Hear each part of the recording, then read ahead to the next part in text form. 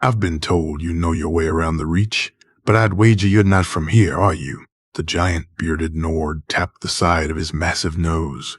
I can smell these things, you know. They say the Reach has got a way of sinking its roots into you and not letting go. What's your story, Breton? High Rock? Vera shifted on the bar stool and took a sip of ale, delaying the expected response. Not much of a story.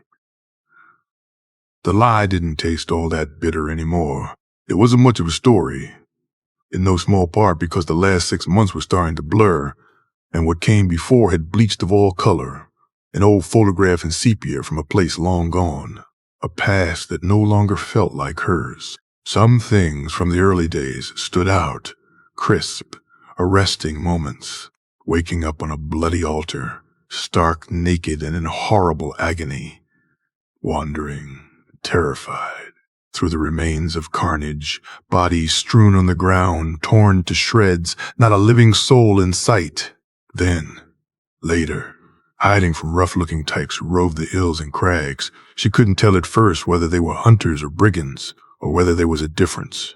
Hiding from wild animals who were busy evading the rough types, or, when they got lucky, busy eating them right back. Still, keeping to the wilderness had felt like a safer choice. Originally, she had come upon the herbalist's hut after about a month of skulking around and sleeping in caves, on the verge of protein poisoning from her diet of rabbit and lean fowl. She was used to trapping rats and pigeons and other urban fauna, so the rabbits hadn't been that much different. It was early summer when she arrived, and the pickings were slim, nothing ripe yet, and the few early cases of the runs had discouraged her from experimenting with the wild edibles. The man who lived in the ramshackle house, an old Altmer, as the tall, gold-skinned bastards were called here. She'd learned to stay the fuck away from the black-robed ones quickly enough. Was half senile with age and cloudy with a drinking habit, but he was kindly, in a roomy, distracted, can't remember what. I did with the nightshade kind of way. He'd let her stay, initially as a cook, then as a helper, and then as a friend. He'd had a daughter, he said. She died young, at 67. He didn't offer the details. It had been 102 years ago. Vera didn't press him about it. It was an odd friendship.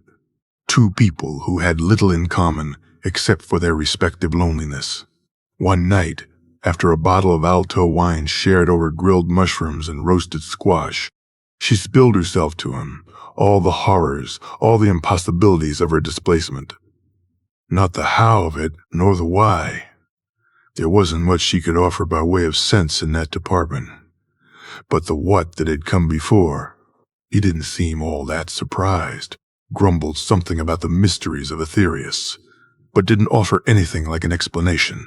After that, he took it upon himself to teach her some basics, the history, the geography, the politics, and some of his trade, though his mind was slipping, and they both knew it. Lovenar didn't seem upset about it exactly. They both knew why she was there, why he'd let her stick around. He didn't want to die alone, and he wanted to pass something on before he went. Once she got the hang of the flora, foraging came easily. She'd had to do this once the last of the infrastructure had collapsed, and these mountains were, oddly enough, safer than the crammed urban exoskeleton overrun with gangs and madmen she had called home. Lovenar taught her a bit of his craft, too. Enough to get by, to assist him with his messes. She didn't have the patience for the finicky work of brewing, but she was good at finding stuff, learning the plants, recognizing where they'd grow, a sort of intuitive sense of which plant would work best, and which were still too young to be potent.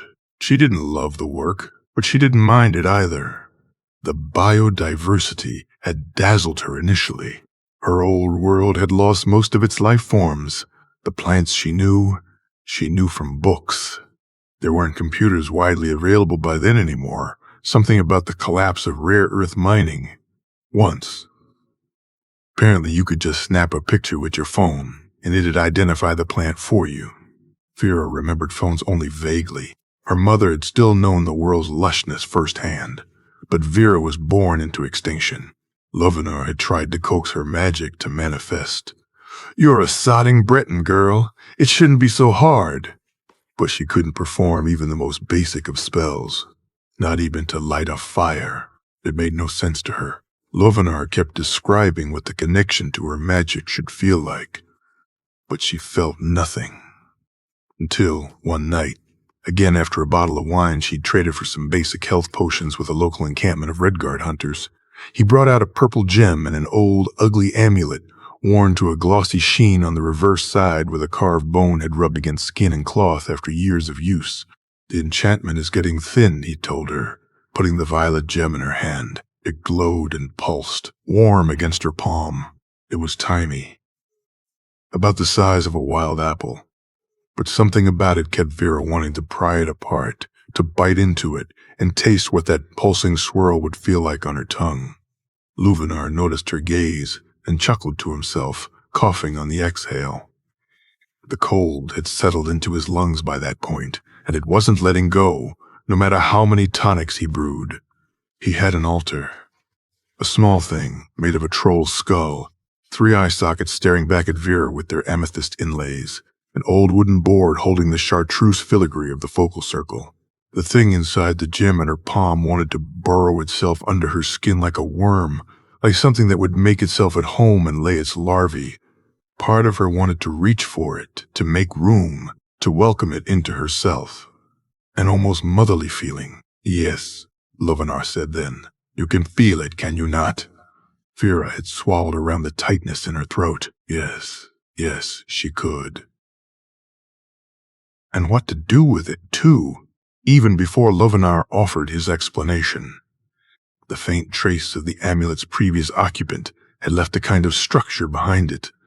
It was almost empty, like a half-forgotten village, half abandoned, where no one but the old people lingered. In her past life, Vera sought out places like that once she escaped the city. They offered a kind of muted, overlooked safety. You will take the soul into yourself, but do not, under any circumstances, let it settle. Do you understand, girl? You feel where the grooves of the enchantment are in the amulet, yes? Vera had nodded. That. And what it was for, too. She felt it a bit with plants as well. Vague and faltering and barely there at all. Lovenar claimed that she should be able to know a plant's use even if she had never seen it before, to intuit it if she could just reach into it. Something about how plants too connected to everything else. "It'll come in time," he reassured. Vera was doubtful on that account. He was mistaking his inhuman lifespan of accumulated expertise for intuition, but with the amulet. That elusive insight was there. A rush of images. A warm cloak on a chilly night. The crackle of a hearth fire when the wind outside howled. A cup of steaming spiced wine. The cloak was worn thin, and the fire had dwindled, and the wine had cooled. "It's a frost enchantment," she said, muzzy with the realization of her own sudden certainty. Lovenar had smiled his crinkly smile, pleased that he could finally give her something to take with her, into a future from which he would fade. The frost amulet had saved her life that winter. On her way to Markarth to find an Altmer called Calcelmo, she had a letter for him from Lovenar, a request for tutelage, calling in a final favor. Who could refuse a dying colleague's wishes? He passed on the first day of sun's dawn, a peaceful fading.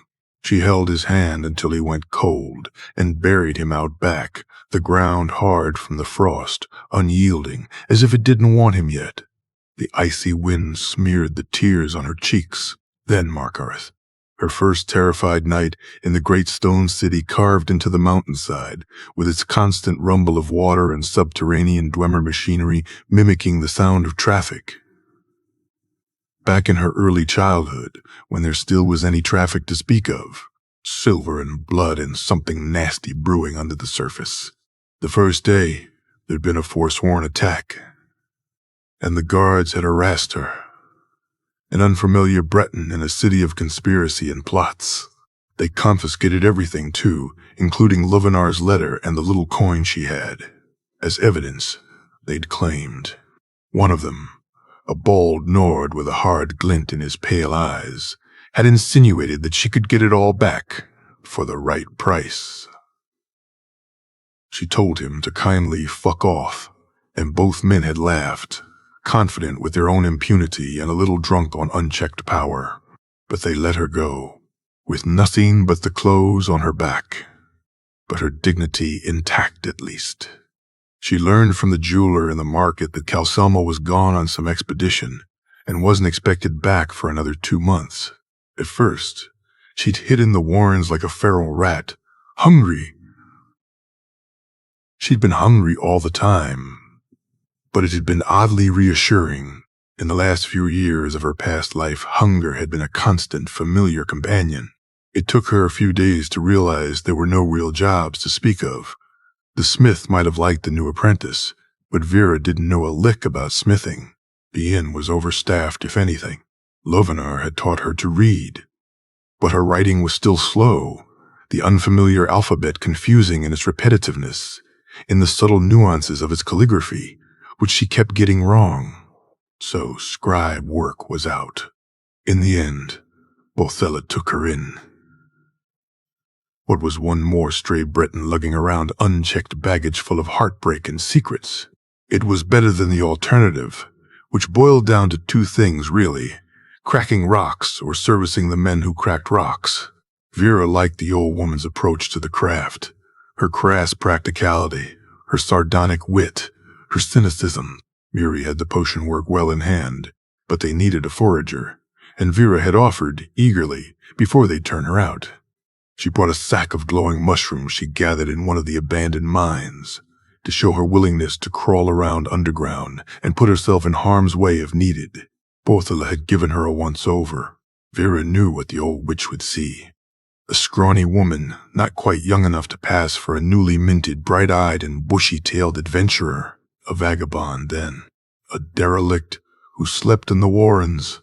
Vera had brought her hand to her messy mop of poorly cropped black hair, self-conscious, and hoping it didn't look as bad as it felt. The worn clothes on her back and the chipped dagger at her belt probably didn't offer much reassurance either.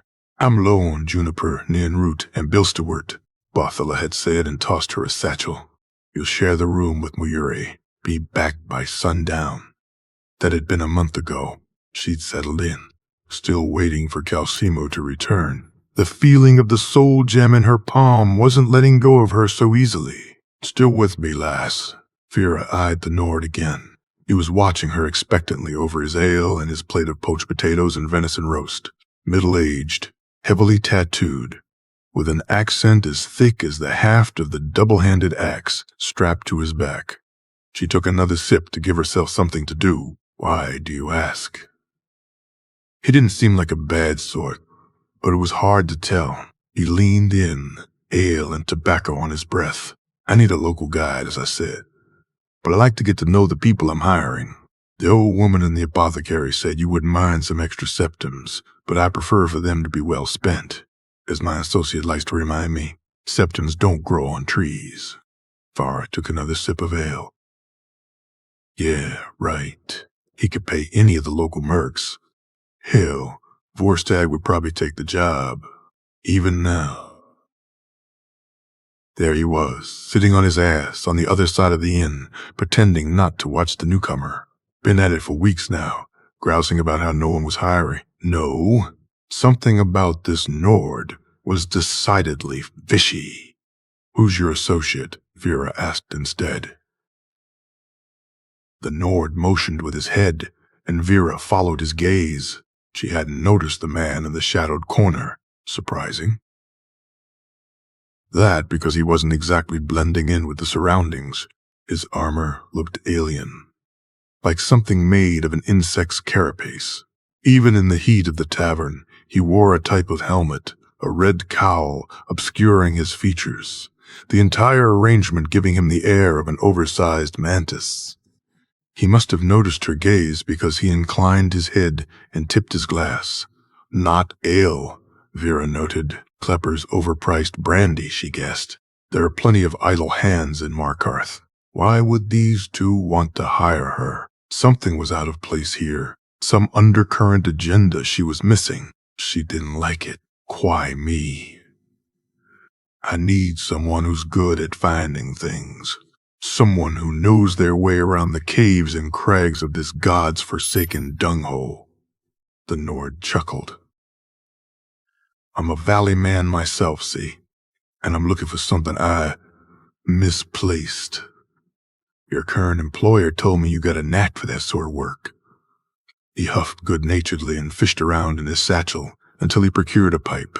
He lit up, letting the pungent smoke drift off towards the rafters. Won't lie. I'm not looking to spend much. You lot got spoiled here with all the silver gushing from out of the city's bowels. We've been on the road for some time. My pockets ain't that deep at the moment, lass. Bullshit. He wasn't eating frugal, and his buddy in the corner sure wasn't drinking frugal either. What are you looking for, then? He grinned into his beard, the tattoos twisting with the expression. Vera noted that his left incisor was chipped. I'll tell you if you take the job. She shouldn't have considered it, but the prospect of having enough cash to bribe the guards into returning her recommendation letter was too damn tempting. Calcelmo didn't exactly have a reputation for taking in strays. If you're looking to hire a fighter, I won't do you much good. Not looking for a fighter. Got the best swordsman this side of Tamriel, as that lout in the corner likes to remind me. He rolled his shoulders. And I'm no siding milk drinker myself if you're worried. I'm sure you're both lethal. Aye. That we are. I told you, I'm looking for someone with a good sense of the terrain. He leaned in again. 100 septums up front, and 100 after we find what I'm looking for. Make it 150 up front and 200 on the other end, and we have a deal. Maybe she could just price him out. Then again, 350 septums should be enough for expediting the process on getting her requisitioned evidence back from the city guards, so if he actually shelled out the cash, the guards wouldn't return her gold, of course, but that didn't matter as much. She just needed the letter by the time Calcelmo returned. The Nord rumbled a guttural laugh. In the corner, his partner cocked his head to the side, watching them from behind his helmet. Hear that, Teldrin? She's almost as expensive as you. Vera put down her mug of unfinished ale and fished for a coin to place on the counter. Let's be clear here. You're buying my expertise. You're not buying anything else. The Nord looked on in confusion, his reddish eyebrows drawing together. Then it dawned on him, and he guffawed. If I were looking for that kind of guide, lass, I'd be huffing and puffing my way up to the Temple of Dibella. No offense, it's not like you're not fetching and all. But it ain't like that, and I'll vouch for him too. He motioned with his chin. We won't touch a hair on your head. Fine. It was out before she could bite it back. He grinned again, extending his hand, large and calloused with weapon work. I'm Undar. What's your name, then? Vera, she said. They shook on it. Unner straightened, raking his long mane back from his face. Both the mane and the face looked like they could use a wash. His armor, too, was covered in a thick layer of road grime. He didn't smell too great either. It's getting late. Let's meet tomorrow morning, and I'll explain the situation. I'll have your money then. Vera nodded. She already regretted agreeing. With any luck, Unner would change his mind and find someone else. Ciro, Oblivion, take you. Don't just lurk there like some sodding chorus. Come greet our new partner. Unner was loud, the sort of man who took up room like he was owed it. Vera ignored the curious stares of the other patrons. Her eyes went to Vorstag, who was getting up, unsteady on his feet from another day of drinking. Alarm prickled her spine. Vorstag could get a tad unpredictable when he felt slighted, which was most of the time when he was drunk, which was most of the time. He stared at her with an unpleasant leer. Vorstag wasn't the worst of them, but he wasn't great. He'd ignored Vera at first, courtesy of Muriri, who turned heads wherever she went. It suited Vera fine, and she stuck to the apprentice alchemist like a particularly clingy, invisible burr whenever she had to go anywhere in the city. She liked the girl. Emira seemed grateful for the company. But something was eating her on the inside. Something dark and unpleasant that she couldn't bring out into the light of day.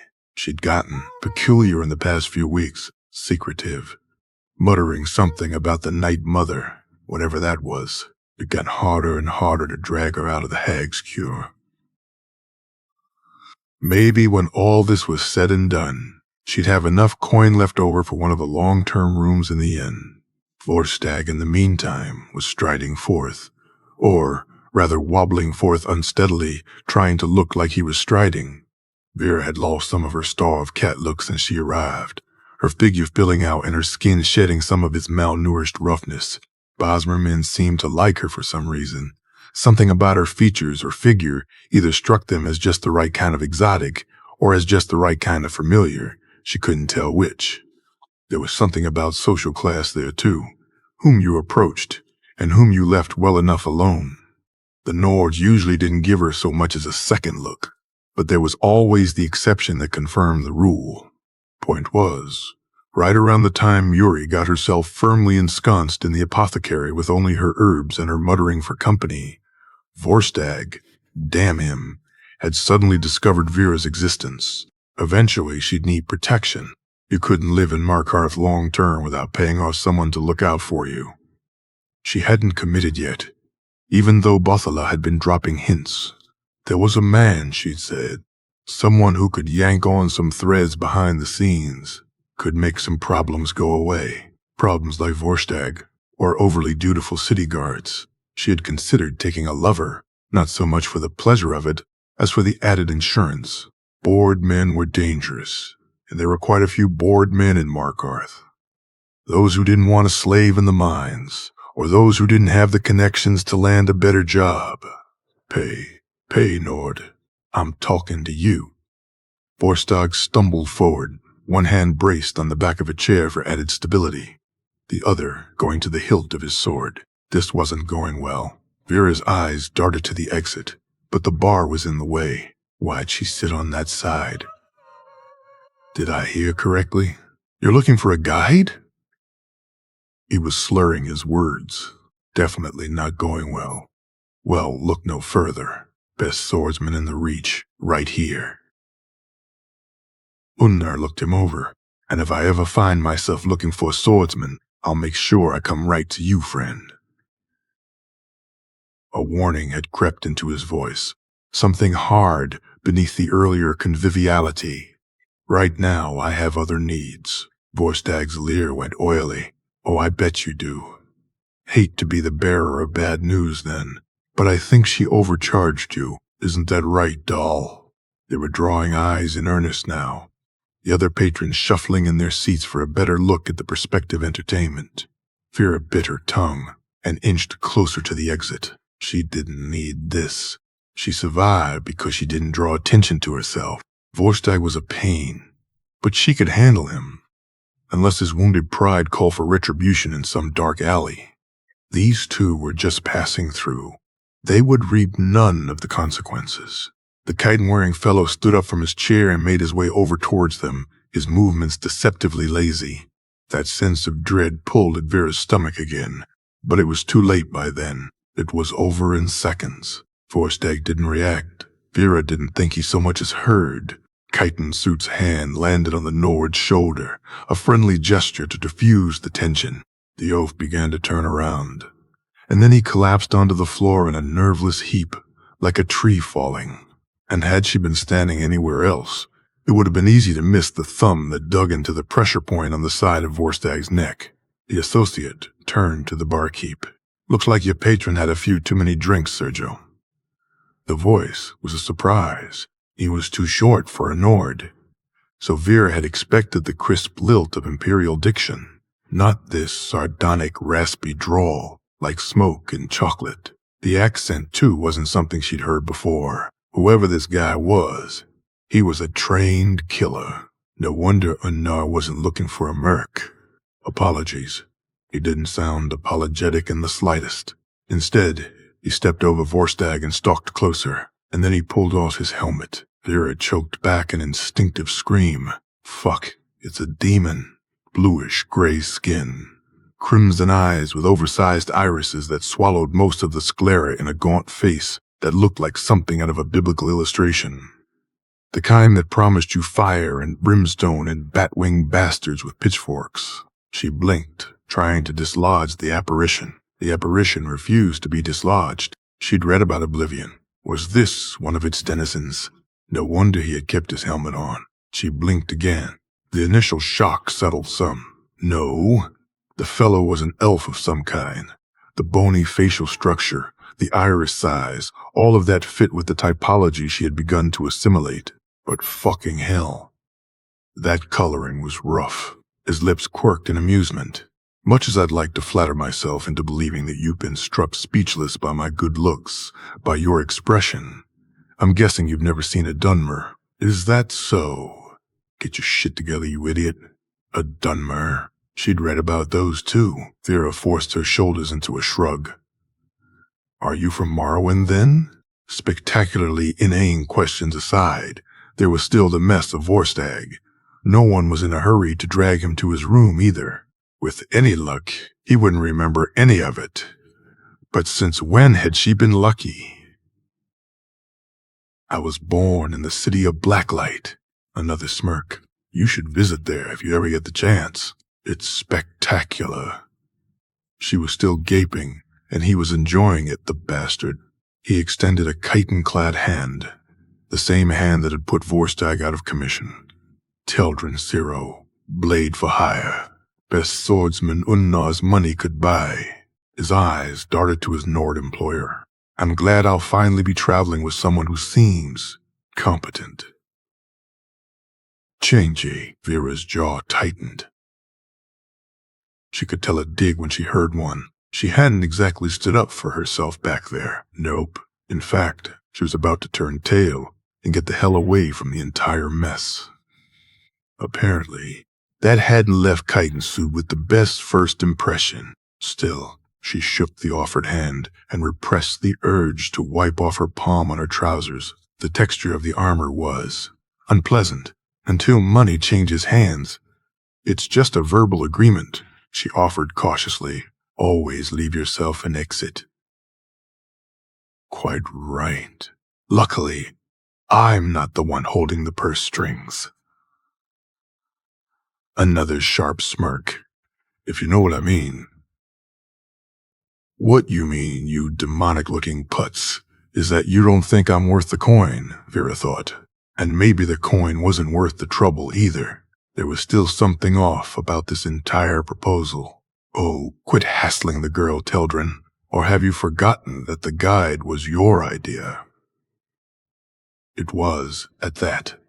He propped himself on the bar stool Vera had vacated earlier.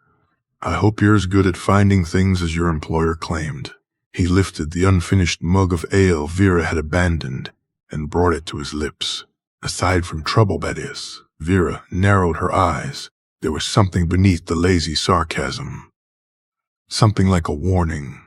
Nope. Whatever this was, it wasn't worth the coin. She'd find some other way to get her letter back, but she'd be damned if she let the demonic-looking Merce have the last word. She turned to face him.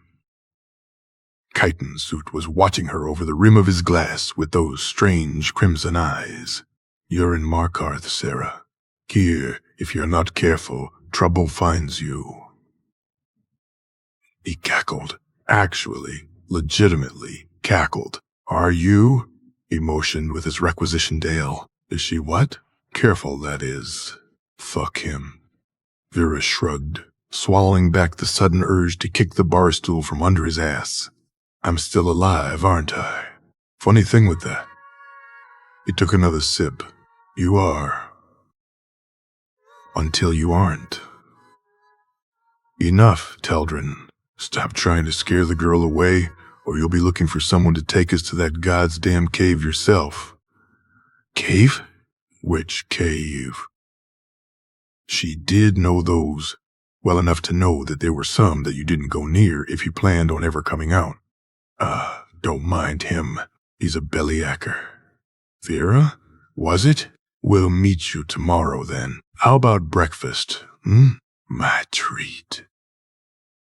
She considered asking for more money, but that would have meant preemptive acquiescence to whatever this was. She hadn't committed to anything yet. Minimally, asking Bothilla how much of a fee she could expect from the guards and whether the alchemist's contacts might offer a better deal would not go remiss. If she was outpriced from the start, there was no point in rocking the boat. Something about these two gave her bad vibes. It's a mining town. Breakfast is served early. The Nord laughed, a big, full-throated bellow. Then we'd better not stay up late, eh? Night, lass. The Dunmer simply gestured with his ale. Good night, Vera offered, and made for the door. Vorstag, still on the floor, was stirring awake. That was the Silver Blood Inn for you. You could get knifed on the floor, and no one would so much as pause in their drinking. One way or another, she didn't want to be there when he finally came to. She hurried to the apothecary, trying to stick to the better-lit parts of the city. The clank of the heavy door at her back brought relief, as it always did. She didn't mind the constant fear so much. It, too, had been a habitual companion for longer than she could remember. It was more the added layer, the unease of the prospective arrangement, and the promise of the goddamn coins. She could stay with Bothilla for a time, but it was pretty obvious that the eponymous owner of the Hag's Cure wasn't exactly looking for a second apprentice. There was an agenda there, too, and Vera wasn't sure she wanted to step into it. And while there was no guarantee that Calcelmo would take her on, even with the letter, the memory of the purple gem kept yanking at her with a craving she couldn't quite identify. The shop was dark and quiet. Vera walked down the stone hallway, trailing her fingertips along the wall. Where had everyone gone? The door to the room she shared with Muri was closed, but a small light filtered from the crack where feet had worn a groove in the stone after years of use. Markarth was old, with a depth of accumulated time, with no visible bottom. She rapped her fingers against the metal and waited for a response. Nothing. She pushed the door open. Muri was sprawled on the bed, her shoulders shaking with sobs. Vera's feet carried her forward. The Breton lifted her head from the pillow, her face red and puffy and streaked with tears. Muri, what is it? It looked like the last few weeks of strangeness were finally going to come to a head after all. Well, it had been a strange sort of night. The other woman wiped her face with the back of her hand and sat up. Her gaze was empty, save for the horror, black and deep-rooted. I'm pregnant. The bastard left me with child. Stark from the beginning. In retrospect, that had been the wrong thing to ask. The beginning stretched back for the better part of Muri's life, starting with Windhelm, the coalstone city on the ocean, where the girl grew up with some rich family as a sort of satellite or chaperone or pet companion to the two sisters. It didn't make too much sense to Vera. Her understanding of nobility was based on the two works of Shakespeare she'd read. It's not that books had been few exactly. Vera's mother had been a militant collector, and they had at least 25 between the two of them. 4 encyclopedias, too. But after the Great Burn of 78, she'd been 17 half a lifetime ago. One had to be packing some serious firepower to get a hold of any, since anything that was ever printed had been claimed by then. The Citadels probably had amazing libraries, but Vera was from the outskirts of Split City, formerly Toronto on her mother's maps, and it hadn't fared so well after the influx of climate migrants from the south. Mostly young, mostly white, mostly male, armed to the teeth and vicious as could be. A gleeful cruelty to them. And they had numbers on their side. Vera's mother had tried to cram as much education into her only child as she could, from early on, sensing the ruin to come, no doubt. She'd done her best, but she was a cartographer, not a historian. In any case, whatever Mwiri's life with the Shatter Shields had been, it was rosy until it wasn't. Someone had killed one of the sisters, and from there, things had gone to shit, and fast. Muri had taken up with some bloke she met over drinks at a local tavern, and they'd gotten friendly. Vera couldn't blame her. Sometimes, these kinds of comforts were all you had, and you leaned on them because there was nothing else to carry your weight. It went on for a while, until the poor girl finally figured out that there was an agenda. Vera could have told her that from the start. When wasn't there one? But Murie's life had been relatively simple up until then, all things considered. So Markarth and Barthella hadn't been a vocational choice exactly, but a matter of picking up the pieces, trying not to slash yourself open on them in the process. Vera could relate. Once Murie was all out of words, they sat quietly in the dimly lit room, the low rumble of the immeasurably vast, abandoned guts of the city vibrating through the walls of the apothecary, like a great beast snoring in its sleep. Vera wondered idly if something like this would one day come to her former world. New life built on old detritus, with little inkling of what came before. Nothing but myths and mystery, stories of something that was there first, but vanished in the blink of an eye, and whose purpose was as unfathomable as it was lost. It was a comforting thought, in a way. Some things were best forgotten. "How far along are you?" she asked, her arm around Murie's shoulders. There was a time when Martha held her just like that. Over the same damn ordeal, too. It wasn't quite the same, mind. They had found a stash of Plan B, expired on a college campus, cordoned off because of the radiation. Their Geiger counter said it was safe enough if they didn't come too close to where the collider had been. In the student health center miraculously left mostly intact because of the packs of feral dogs. Martha, still bright as starlight under the grime of their shared flight from the ruins of their home when they finally decided, over a shared bottle of moonshine, that this just wasn't livable. Martha, before the pneumonia took her, antibiotics hadn't worked for 20 years. So it was a death sentence most of the time, and they both knew it. The winters had gotten bad, what with the Gulf Stream not doing its thing. Murie sighed, rubbed her face with both hands. It's been 4 months since.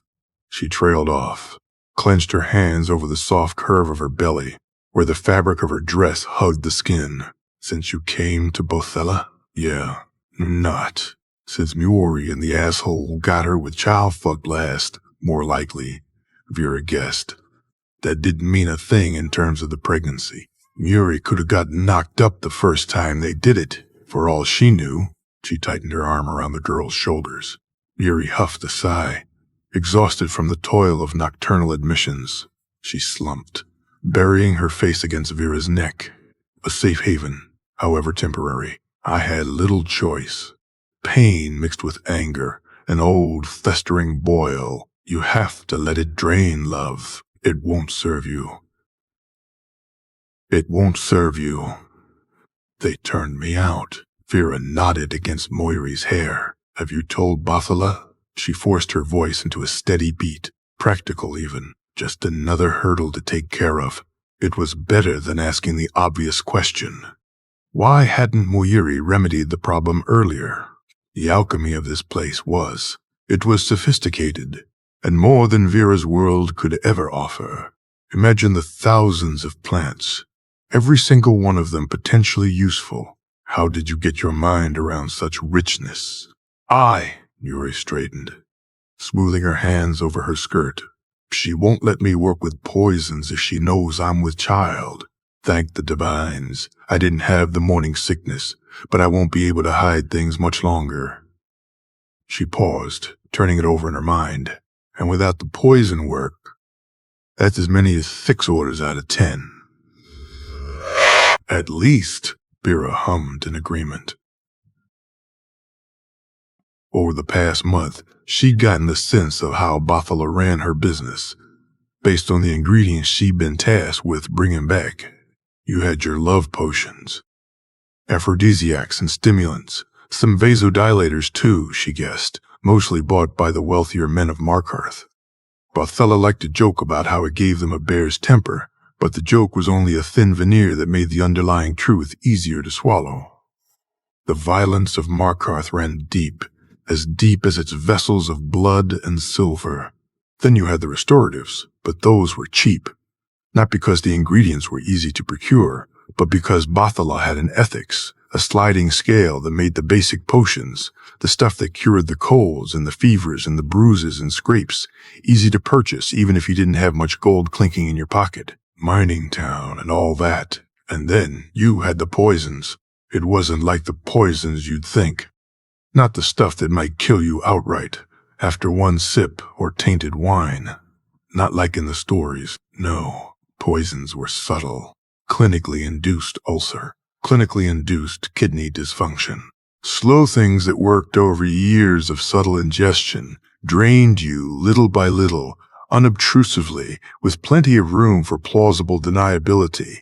A bad drinking habit, a poor diet, a habit of smoking after your meals, things you had to brew on the regular for the right patron. It'll be over in 6 months, give or take. Vera tried to sound reassuring despite the questionable guesstimate. Muyuri's belly, now that she could see it, looked firmly into the second trimester. Then it would be lactating if you wanted to keep it, but just, don't taste the potions. See, Muri's gaze turned distant, trained on a murky future she couldn't see through. I can't. Why didn't you go to Bothala earlier? Not like that was going to help now. What if you did? Keep it, I mean. Muyuri shook her head vehemently, and then slumped against the wall, drained and lost. Now, this is Markarth B, and I haven't got the money to raise a babe, not even if I work myself to the bone. Barthela pays me what she can, but Barthela's business was doing all right. But they weren't exactly rolling in gold, what with Yngvar coming by every few days to skim off the top. Unless someone took it upon themselves to overthrow the Silver Blood stranglehold on the place, things weren't likely to change in the immediate future. Fair was fair. Markarth was a shithole, as pitiless as any place she'd known, just more organized about it. But Muri hadn't done anything to rid herself of the pregnancy either, despite having the means. There's more to the world than Markarth. How much would you need to start over somewhere else? Muri considered. I don't know. Right now, I can't even afford the carriage, never mind setting up in a new place. She nestled closer with an exhausted sigh. If I'd known half the alchemy I know now when I met Elaine, I wouldn't be in this mess. That's what galls me the most.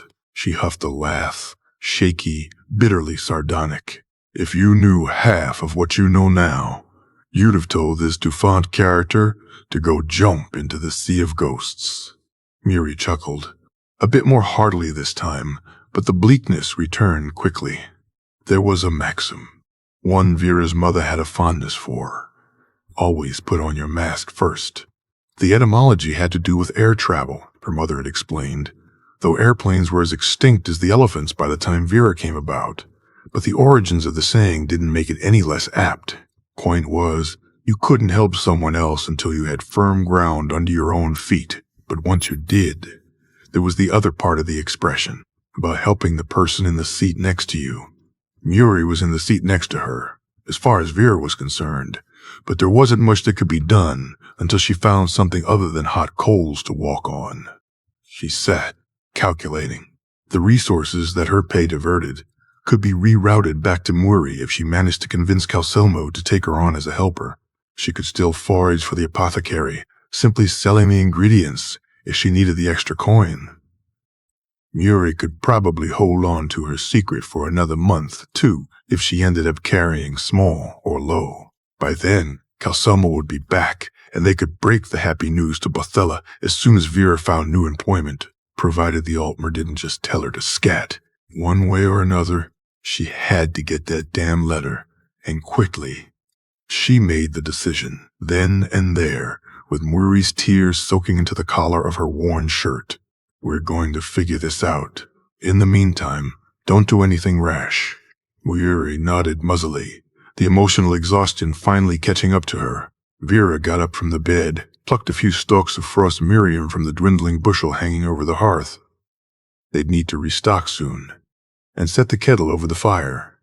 I'm going to wait up for Bothela to talk inventory. Get some sleep, all right? She pinched the bridge of her nose, trying to chase away the onset of a headache. Muri picked herself up from the bed with a tired groan. Bothella is going to have my hide for this. Vera snorted. Are you kidding? She will grandmother you within an inch of your life once she knows, so best prepare yourself. Bothella's cynical carapace was mostly that. A defense against a world that kept trying to eat you. Beneath all the spikes and the chitin, the old woman was a softy. Mara, preserve me. I hope you're right. Vera watched Mwiri walk out of the room, presumably to the privy. Yep, another month. And it was definitely going to start showing. And speaking of chitin, she had work to do if she was going to take up Unnar and his demonic-looking Dunmer sidekick on their dubious proposal. By the time Bothella returned, Mwiri had gone off to bed, and Vera had taken up the entire counter with her maps. With most of the satellites reduced to floating junk without anything to receive or interpret the data they still broadcasted, cartography had been one of Vera's most essential skills. She started mapping the Reach early on, while Lovenar was still alive. The old herbalist had supplied her with charcoal and parchment readily enough, his initial puzzlement at the contour lines Vera used to approximate elevation seating way to a sort of grumbling curiosity, then appreciation. Once he got the hang of the representational conventions she used, his short-term memory was shit, but when it came to abstract stuff, the old mirror was sharp. He helped her fine-tune, correcting mistakes, filling in the blanks, adding layers of history to the topography. Vera's foraging had provided the rest. Unna had mentioned a cave. There were caves and caverns aplenty. The Reach was mostly limestone, a watery mess of underground erosion and man-made expansions on said erosion, of mines and karsts and Dwemer tunnels reaching into the mountain's bowels. Trouble was, most of them were occupied by all sorts of unpleasantness. What's this, girl? Are you planning an invasion?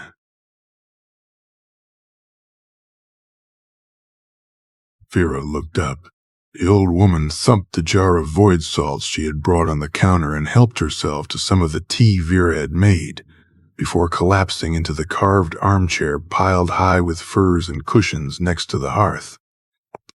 So, did that nice young Nord manage to track you down? Vera cocked an eyebrow. If you mean Unnar, I'm not sure that young fits, and the jury's still out on nice, but yes, he did. Bothella took a sip of her tea, winced, and went to rummage for moon sugar in the cupboard. How Dwemer furniture managed to look both dainty and blocky was the real mystery of the vanished race, as far as Vera was concerned. You all look like young peoples to me. Get to my age. You'll see. Where's that? Ah, there. You two go through my moon sugar when I'm not looking. Good thing the Khajiit are still camped outside of town. The old woman settled back into her chair, stirring her tea with an oversized spatula. Unna, that was the name. Curious fellow. And his Dunmer hired hand, still as fresh off the boat as you'd please with that armor and that accent. Vera knew better than to insert herself into Bothella's monologue. The old woman had a way of approaching a topic like a saber cat approached its prey, stalking it from a great distance. Quite the looker, isn't he? Had Mwiri all giggly like a blushing maiden. Vera blinked. Ooh, Unna, or the demonic-looking Dunmer. She said. So, how long will you be gone, then? Vera's eyebrows drew in confusion. Had Bothella stopped by the inn on her way back to collect some gossip? The old woman dismissed Vera's interrogative look with a wave of her spatula. Vorstag made a spectacle of himself again, I hear. I'm glad someone finally put that good-for-nothing in his place. But you, Bothella thrust the business end of the spatula in Vera's direction, might want to spend a few days outside the city. Why? Oh, this wasn't going to be anything good. Did something happen after I left? Why couldn't Vorstag just get eaten by bears? It's not Vorstag you need to worry about, girl. Bothella lowered her voice. I've been hearing things. About Andolema planning another raid. Oblivion swallow him whole. Been asking questions about anyone who's new. Her wrinkled face scrunched up in distaste or derision, the intricate tracework of her facial tattoo obscuring the exact flavor of her expression. I swear that Mer would crawl up his own arsehole if he thought he'd find the Talos worshipper in there. Vera snorted, despite the sudden unease. Once Lovenar had learned about Vera's less-than-Nernian origins, he had told her to always be mindful of two groups, the Thalmor and the Vigilance of Stendar. So far, the advice had served her well. We could send an anonymous report. It has come to our attention that Justiciar Undolemar is harboring a Talos cult up his rectum. Bothella's dry cackles echoed through the chamber before the old woman brandished her spatula in mock threat. Hush, girl. There's a time for being clever, and there's a time for being smart. And the smart thing would be for you to take yourself out of the city until it all blows over. I have enough of a mess on my hands as it is, what with Muri's bun in the oven and no husband to claim it. Oh. Bothella clicked her tongue against the roof of her mouth and shook her head, a sarcastic twinkle in her eyes. I'm old, child, not blind. Why do you think I hired you? Don't get me wrong now. You turned out to be a good investment. I wasn't lying to that Nord when I said you have a knack for finding things. But this is Markarth. We watch out for our own. Vera nodded. That much made perfect sense. So, that brings me back to that Nord and whatever he's looking for. How much did he offer to pay you? 350. Bothella quirked her brow. I haggled a bit. High price for a guide. Whatever he's looking for, it must be worth more to him than his gold. And what do you plan on doing with all that coin once you have it? If I have it, Vera thought, I want to pay off the guards and get Lovenar's letter back. Do you think it'll be enough? She sighed, rubbing her forehead. The headache wasn't going away. She needed sleep if she was going to meet Unnar for breakfast. The night wasn't getting any younger, closer to 500, unless you sweeten the deal. Though who knows? Perhaps the child god will find himself in a helpful mood. They won't hand it over with a pretty please, that's for sure. The alchemist paused, ruminating, thought about what I mentioned. Might cost you less than the guards. Ah, yes, Bothella's mysterious contact. There it was again. I have a feeling it'll still cost me, just not in septums. At least with coins there are no strings attached. Bothella sighed. There are always strings attached, child. I can offer you a roof until you don't need one, but I'd sleep better if you had more than an old woman and a pregnant girl watching over you. You're still set on badgering that old Alt Makadra once he's back? The memory of the soul gem tugged at Vera again, a phantom warmth in her palm. Yeah, he's no sweep roll, that one. Cantankerous old bat. Bothella stretched and set aside her empty cup. Vera grinned. I have some practice with that. You've been training me well. Watch that sharp tongue of yours, child, or the Hagravens might get it. Bothella tutted, her bony shoulders shaking with chortles. Vera folded her maps and stuffed them back into her knapsack. Bothella, what did you think of Unnar? Really? Something about him feels strange. You won't find 350 septums under a rock on the road is what I think. I'd lend you the money myself if times weren't so lean. The old woman leaned forward. He's asking you to take him around the mountains, not for your hand in marriage. Just don't lose your head over that handsome Dunmer of his, and don't go tangling with the Forsworn. I think I can manage that much. Vera harumphed. If Unnar and his buddy wanted to go poke at Forsworn encampments, they certainly didn't need her to tag along. She would be more than happy to point out the locations, preferably from the adjacent mountain range, and be on her merry way. Bothella nodded. I'll brew you some potions for the road. Get some rest now. Something tells me you got a long day ahead of you. The deep echoes of the bell that marked the end of the night shift at the Snulter reached Vera's ears through the swaddle of dreams and blankets, and she pulled the furs over her head, snuggling deeper into her warm cocoon. The smell of old ash and freshly stacked fire, of frost, Miriam and tundra cotton filtering through the pillowcase was homely, reassuring, a little island of safety she'd carved out for herself. Home. Temporary, yeah, but that was always the case, so you had to enjoy it while it lasted. She counted the muffled strokes, vaguely pleased that she had at least another hour before she had to get herself ready. in time for the second bell that would drag the day shift workers out of bed, into the tavern for a quick meal, for those able to afford it, and then back to the mines. Markarth never slept, pulsing day and night with its extractive heartbeat. It devoured its laborers like a great hungry beast, spitting out bones and broken bodies. But there was always more supply than demand, somehow. A buyer's market. The bell struck another time, and Vera froze. Oh, shit. She hauled herself out of bed, catching the edge of the chamber pot with her heel and sloshing around its nocturnal contents. Stumbled around in mute panic, trying to pull on her clothes, tripped outright over her boots, and almost went sprawling, but caught herself. And then forced herself to stop. Breathe. You're fine. Everything is fine. Everything is fine. The old, ingrained panic of sudden flight. Of mornings just like these where you thought you had found safe harbor. Until the telltale crackle of approaching gunfire receded with her breaths. That world was behind her. Unne wouldn't melt. He could wait for a bit while she got herself ready, and if not, then perhaps he didn't need her help all that much. If fate wanted to take the lure of coins out of her hands, then maybe that was for the best. With any luck, the Nord had already found someone else to take him traipsing around the countryside.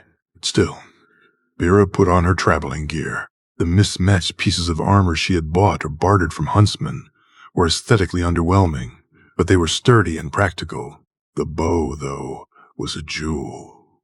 Light as a feather, supple, the yew polished to a warm, creamy glow, and soft as velvet to the touch.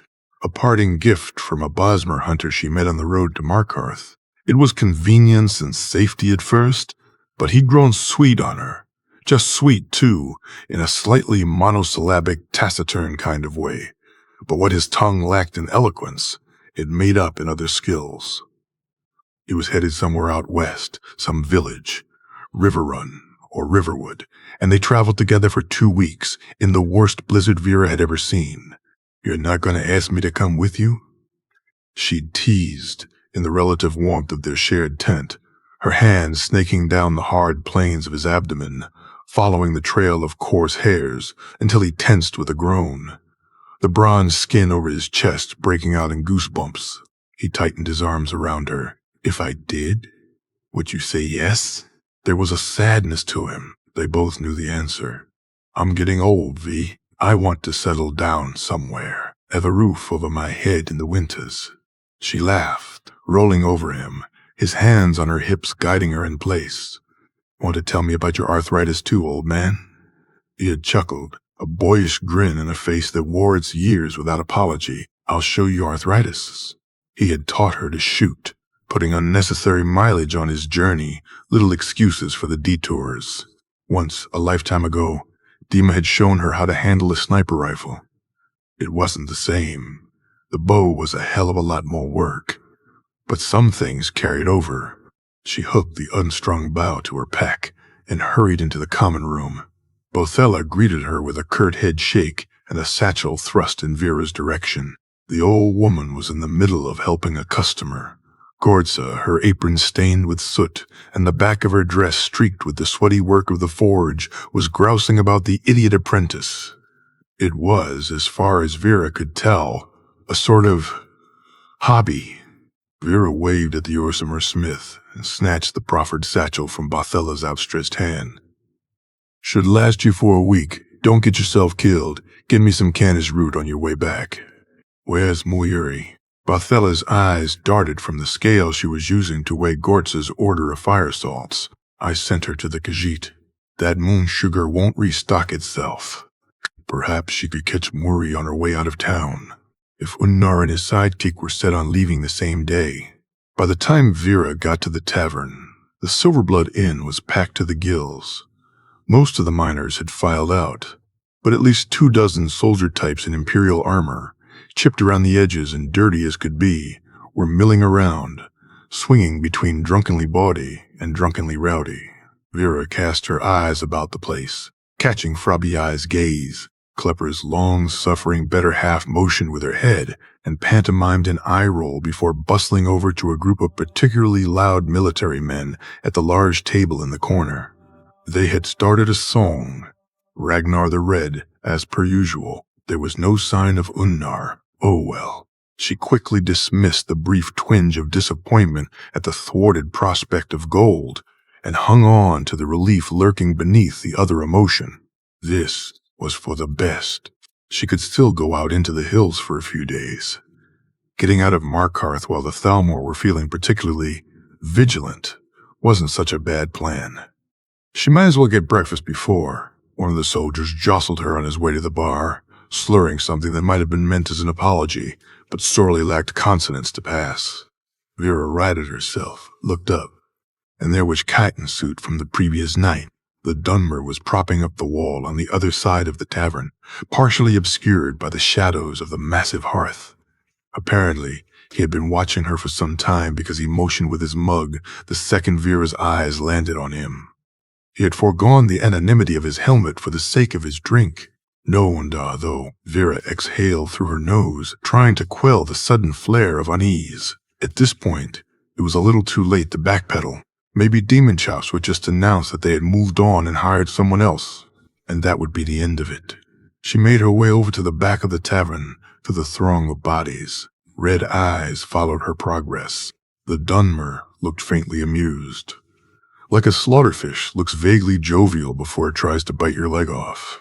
The soldiers at the large table abandoned Ragnar the Red to his decapitation and were hollering a new lyrical offering about bears. I thought you two had left already. Demon Chops lifted an eyebrow, the sharp wings of his facial tattoo accentuating the prominent brow ridges. By the time Vera got to the tavern, the Silverblood Inn was packed to the gills. Most of the miners had filed out, but at least 24 soldier types in Imperial armor, chipped around the edges and dirty as could be, were milling around, swinging between drunkenly bawdy and drunkenly rowdy. Vera cast her eyes about the place, catching Frabbiai's gaze. Klepper's long-suffering better half motioned with her head and pantomimed an eye roll before bustling over to a group of particularly loud military men at the large table in the corner.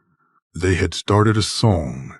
Ragnar the Red, as per usual. There was no sign of Unnar. Oh well. She quickly dismissed the brief twinge of disappointment at the thwarted prospect of gold and hung on to the relief lurking beneath the other emotion. This was for the best. She could still go out into the hills for a few days. Getting out of Markarth while the Thalmor were feeling particularly vigilant wasn't such a bad plan. She might as well get breakfast before. One of the soldiers jostled her on his way to the bar, slurring something that might have been meant as an apology, but sorely lacked consonants to pass. Vera righted herself, looked up, and there was chitin suit from the previous night. The Dunmer was propping up the wall on the other side of the tavern, partially obscured by the shadows of the massive hearth. Apparently, he had been watching her for some time because he motioned with his mug the second Vera's eyes landed on him. He had foregone the anonymity of his helmet for the sake of his drink. No wonder, though, Vera exhaled through her nose, trying to quell the sudden flare of unease. At this point, it was a little too late to backpedal. Maybe Demon Chops would just announce that they had moved on and hired someone else, and that would be the end of it. She made her way over to the back of the tavern, to the throng of bodies. Red eyes followed her progress. The Dunmer looked faintly amused. Like a slaughterfish looks vaguely jovial before it tries to bite your leg off. The soldiers at the large table abandoned Ragnar the Red to his decapitation and were hollering a new lyrical offering about bears. I thought you two had left already. Demon Chops lifted an eyebrow, the sharp wings of his facial tattoo accentuating the prominent brow ridges. Demon Chops lifted an eyebrow. And be deprived of the pleasure of your guidance? No, no, he gestured with his drink. Klepper's appalling Canis root tea, judging by the smell and the steam. Took a sip and made a face. Foul liquid. Vera felt a brief flicker of solidarity, quickly dispelled. Demon Chops's eyes trailed over her in assessment, lingering on the bow at her back. Whatever conclusion he came to, it didn't look particularly sanguine based on his expression. It seems that you're still in luck, Outlander. My patron is very committed to this arrangement. He's a stubborn Nord, you'll find. Vera narrowed her eyes. Either there was some layered subtext to his strategic pauses that she was missing spectacularly, or he just enjoyed the sound of his own gravitas. Outlander. I'm a Breton, give or take. The reach extends all the way to High Rock, you know. He chuckled, his eyes scanning the room behind her. I do hope you're not one of those forsworn types. I've heard they're as wild as a pack of beasts. Vera stepped around him to lean against the wall. This little chat had forced her to stand with her back to the rest of the tavern. And the door. And the small hairs at her nape were starting to wiggle in protest. There's a very nice Dwemer museum if you're looking for something more civilized. His lips quirked, but he forced his face into something approximating seriousness. Are you offering a tour? I shudder to think how much that'll cost me. An arm and a leg. Those traps at the entrance are to die for. Calcelmo's pet project was a sort of a local joke in Markarth. The museum wasn't open to the public, unless the public didn't mind shedding some fingers and toes in exchange for its edification. Vera wondered what the Altmer kept in there. Her quip earned her a throaty cackle. Gravelly and surprisingly artless. Sounds like a charming place. He paused, sipped his tea, and winced again. The dwarves were a clever race. I wonder what happened to them. Blew themselves up, most likely. Vera decided not to volunteer that particular nugget of wisdom. They watched in silence as two Nords ambled through the entrance. The larger one, red-haired and almost as wide as he was tall, looked a bit like her prospective employer. Where is Unnar? I'm certain he'll be along any moment now. When he didn't meet us in time for breakfast, I was instructed to wait. He motioned a ta-da with his hands, and so here I am. There was a dry tartness under the humor. Do you always do as you're told? Now where had that come from? His eyes flicked to hers, under the right circumstances. He availed himself of another sip of tea, and, for the right price, he turned away, scanning the room. It was a dubious improvement. From this angle, the Dunmer didn't seem quite so alien, but what he lost in otherness, he made up in other unpleasant reminders. There was one particularly bad gang that had sported a similar look, the head shaved on the sides, but with a crest of spiky hair on top. Something to do with a genre of music, gone extinct long before Vera's time. The metal glinting in the Dunmer's ears set Vera's teeth on edge, her back muscles tensing in memory. Breathe. Dima's motto for the years they'd watched out for each other. She and Martha and him, then Saeed and Jules, their little family. Dima, with his glasses, more electric tape than plastic frame by that point, and his goddamn accordion and his sniper rifle. Use your eyes, not your memories, V. We're not our history. Use your eyes. Vera forced to take another look, her howling ghosts quieting down. Demon Chops. She tried it for size. The nicknames had helped early on, to domesticate the alien physiques instead of screaming herself hoarse from terror and alienation. It also helped with seeing past the similarities, to make them into people, not types. Lovenar had become Jaundiced Beanpole. To his face, too. And he had laughed himself silly when she accidentally slipped in a fit of pique over a botched potion in his vague instructions. Fendel was Old Man, or sometimes Captain Grumpy. She was still testing one out for Murray. Someone must have busted the Dunmer's nose back in the day. A decent reset job as far as Vera could tell, but it had left him with a slightly hooked nasal bridge. Sharp facial structure. Check. Hooked nose. Check. Red eyes. Check. No horns. But she supposed that was splitting hairs at this point. Pitchforks could be acquired. Even Gorza's feckless Imperial helper could probably forge one in a pinch. She stopped herself at speculating about cloven hooves and forked tails. Enjoying the view, Outlander? He didn't turn to look, just the corner of his mouth hitched upward. Do all Dunmer have facial tattoos? Ah, that. He paused, ruminating. Not all Dunmer. Why, do you fancy one? Fancy one what? A facial tattoo? Or a Dunmer? Vera quickly turned her gaze back to the rest of the tavern, trying to shake off the mild and entirely uncalled-for embarrassment. Focus, you nitwit. Where in the seven hells was Unnar? Ah, there you are. There you are. Finally. Just in time with her uneasy thoughts, Unnar's massive figure materialized in the open doorway that led to the chambers. One of the maids, Vera couldn't remember her name, a young Nord woman with hair so blonde it was practically white, and a figure that ensured customer loyalty much better than the inn's overpriced swill, scurried past Unnar, her clothes suspiciously rumpled and her braids suspiciously in disarray. She had a slightly dazed smile on her face. Dumbass? Vera thought. Unnar wiped his mouth with the back of his hand and grinned wider, wagging his eyebrows in their general direction before making his way over, pushing through the drunken soldiers like a plow. An ale and some fried eggs, barkeep. Make them nice and runny, will ya? Well, someone's had a good morning and worked up an appetite. No wonder Demon Chops had looked sour. About time, the Dunmer grumbled, before detaching himself from the wall, emotion with his now empty cup.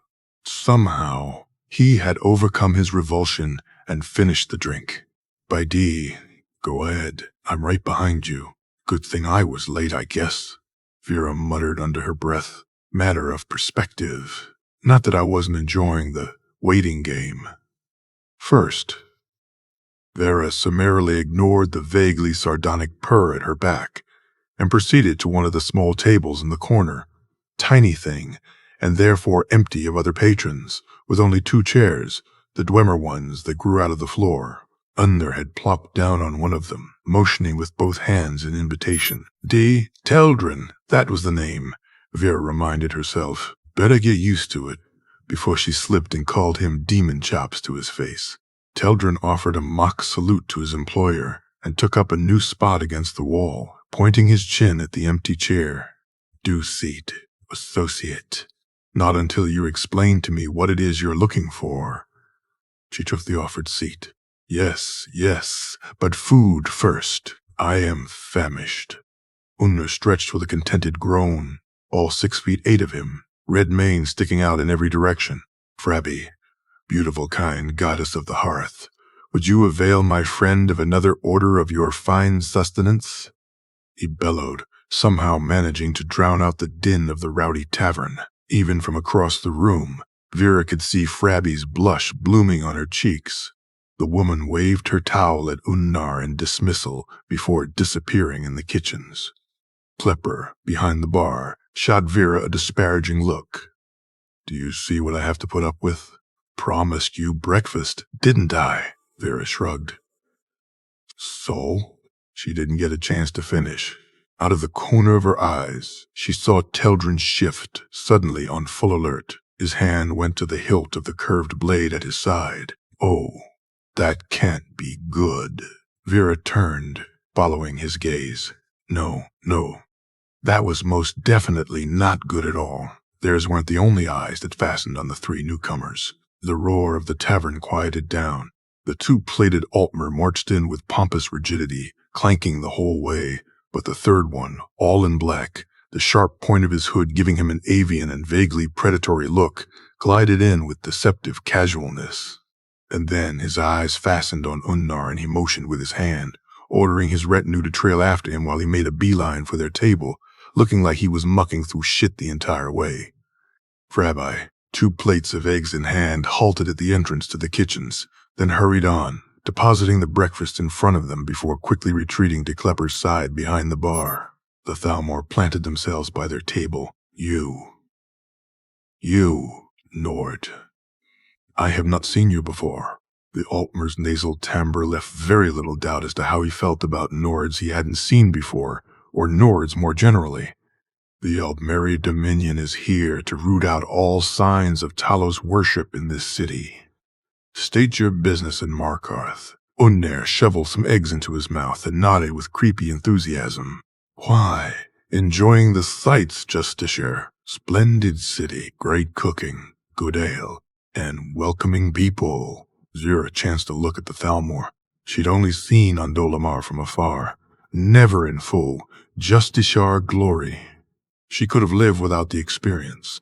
She dug into her eggs, trying very hard not to imagine Ondolamar folding himself into a Ouroboros in an effort to crawl up his own arsehole. Dermot Buthala, the Thalmor, apparently immune to Unnar's charms, squinted in suspicion. What are you really doing here, Nord? I have received reports of a Nord openly agitating for Talos worship in the tavern yesterday evening. Trusting, Vera almost choked on her eggs. Fucking Vorstag. She'd bet half of her prospective septums that this was the lout's doing. Her eyes darted to the Dunmer, whose expression at that moment combined boredom, annoyance, and calculation. Damn it, he mouthed between pinched lips, his teeth flashing white in the shadows. As I said, Thalmor, What is that amulet around your neck? Show it at once. As if on command, Ondolimar's identical sidekicks bared their swords. Vera looked at Unnar's neck. Sure enough, there it was. A leather cord coiling against ruddy skin, whatever pendant it carried hidden by the Nord's scaled armor. She was still vague about the nature of the conflict, or why the Thalmor got their knickers in a twist about Talos. But the historical details were the least of her worries at the moment. What did she get herself into? She should have just slept through the meeting. Unner heaved a theatrical sigh and relinquished his fork. All right, if I must. But you're spoiling the surprise, friend. I am not your friend, Nord. Unner cast his eyes at Vera and winked.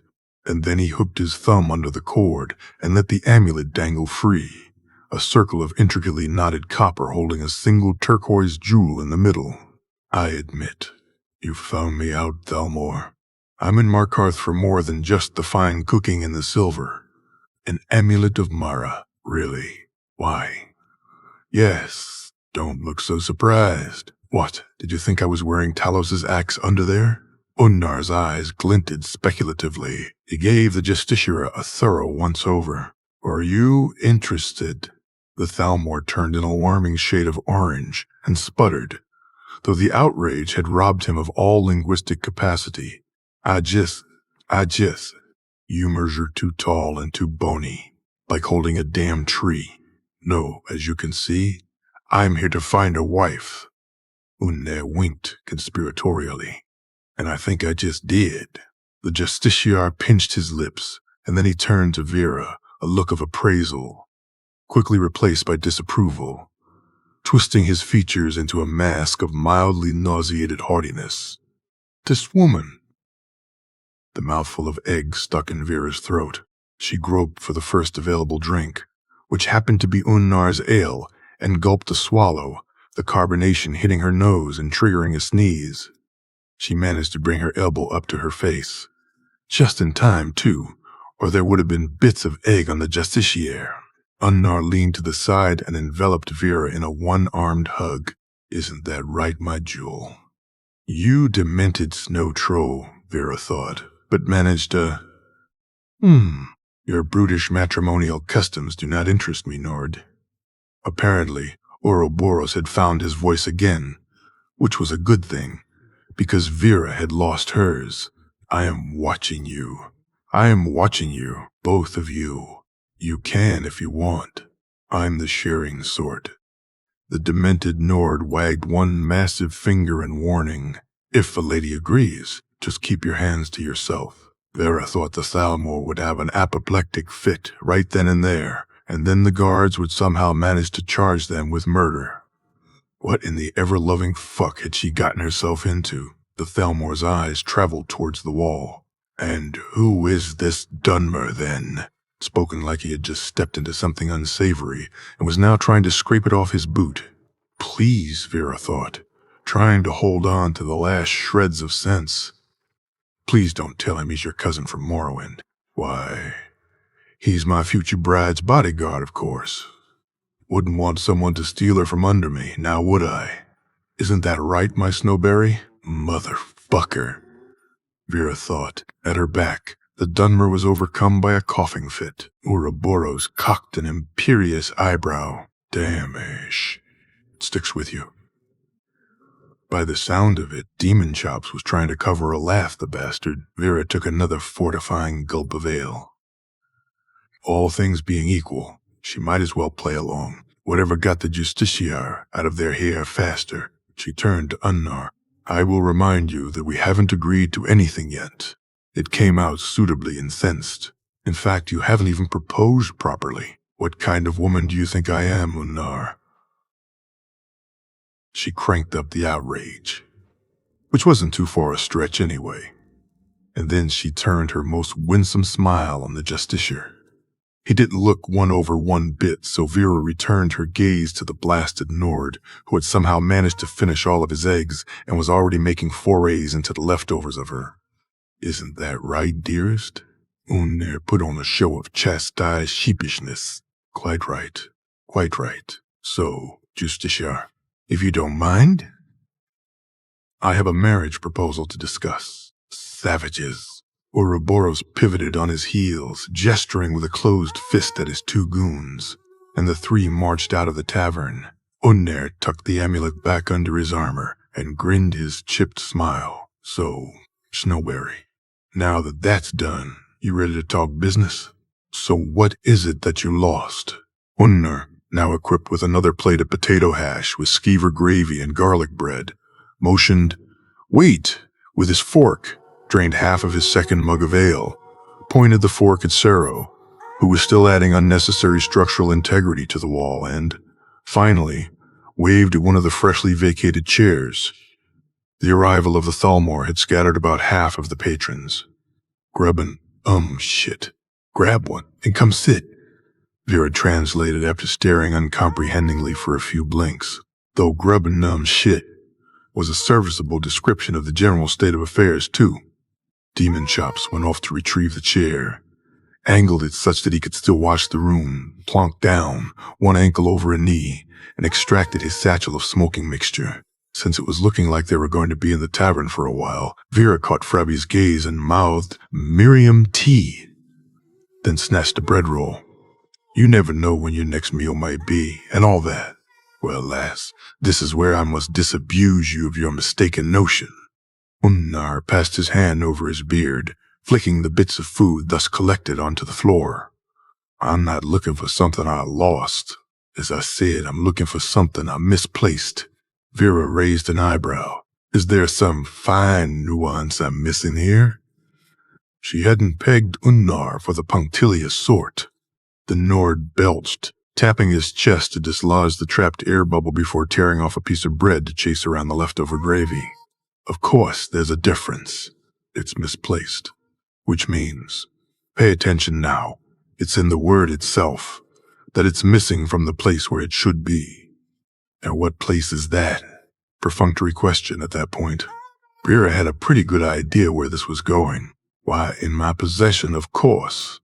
Fucker, Vera thought, and stuffed bread into her mouth, in case she got a bit too tempted to tell the Nord what she thought of his linguistic acrobatics. She should have known this was one of those grave-robbing scenarios. What else would this Nord, with his Dunmer Merc in tow, want from a local guide? There were plenty of old barrows. Two smaller ones, Vera had even explored in search of grave tar for Lubinar. The Altmer had warned her that the local Nord dead were of the restless variety. The barrows, as far as she could tell, were designed to keep the dearly undeparted from running around the countryside. Keep to the entrance areas, Lavinar had admonished, and do not disturb the armored corpses. Then, there was the process of scraping off grave tar, black resinous gunk used, she guessed, for preserving the mummies, from the places where it accumulated, mostly in the hollows, such as armpits, mouth, and groin area. Not particularly pleasant work. Frabbi brought tea, and Vera leaned back in her chair, warming her hands on the mug cradled between her palms. The Nord was in no hurry to elaborate, probably waiting for her to ask for clarifications. He had moved on from stuffing his stomach to stuffing his pipe. If they were grave robbers, then perhaps this played out in her favor in the end. She would point out the barrels' locations. She could even take them as far as the entrance. And then they could go crawl around in the tunnels to their heart's content, and she'd mind the camp outside. 500 septims, Bothela had said,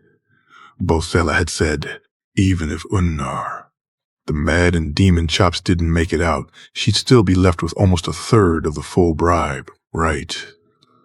No skin off her back. The itchy feeling at the base of her nape made her glance up. She had drifted off into her thoughts.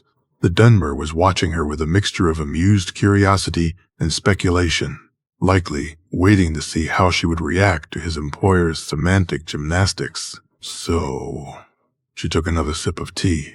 I take it you're looking for someone to help you loot. Loot? Unnar puffed up like an amorous pigeon. I am no vulgar looter, Snowberry. Doesn't take much skill to do that. No, but first things first. He unclipped a leather purse from his belt and slammed it on the table, narrowly missing his plate. It's all there. It's all there. 150 up front.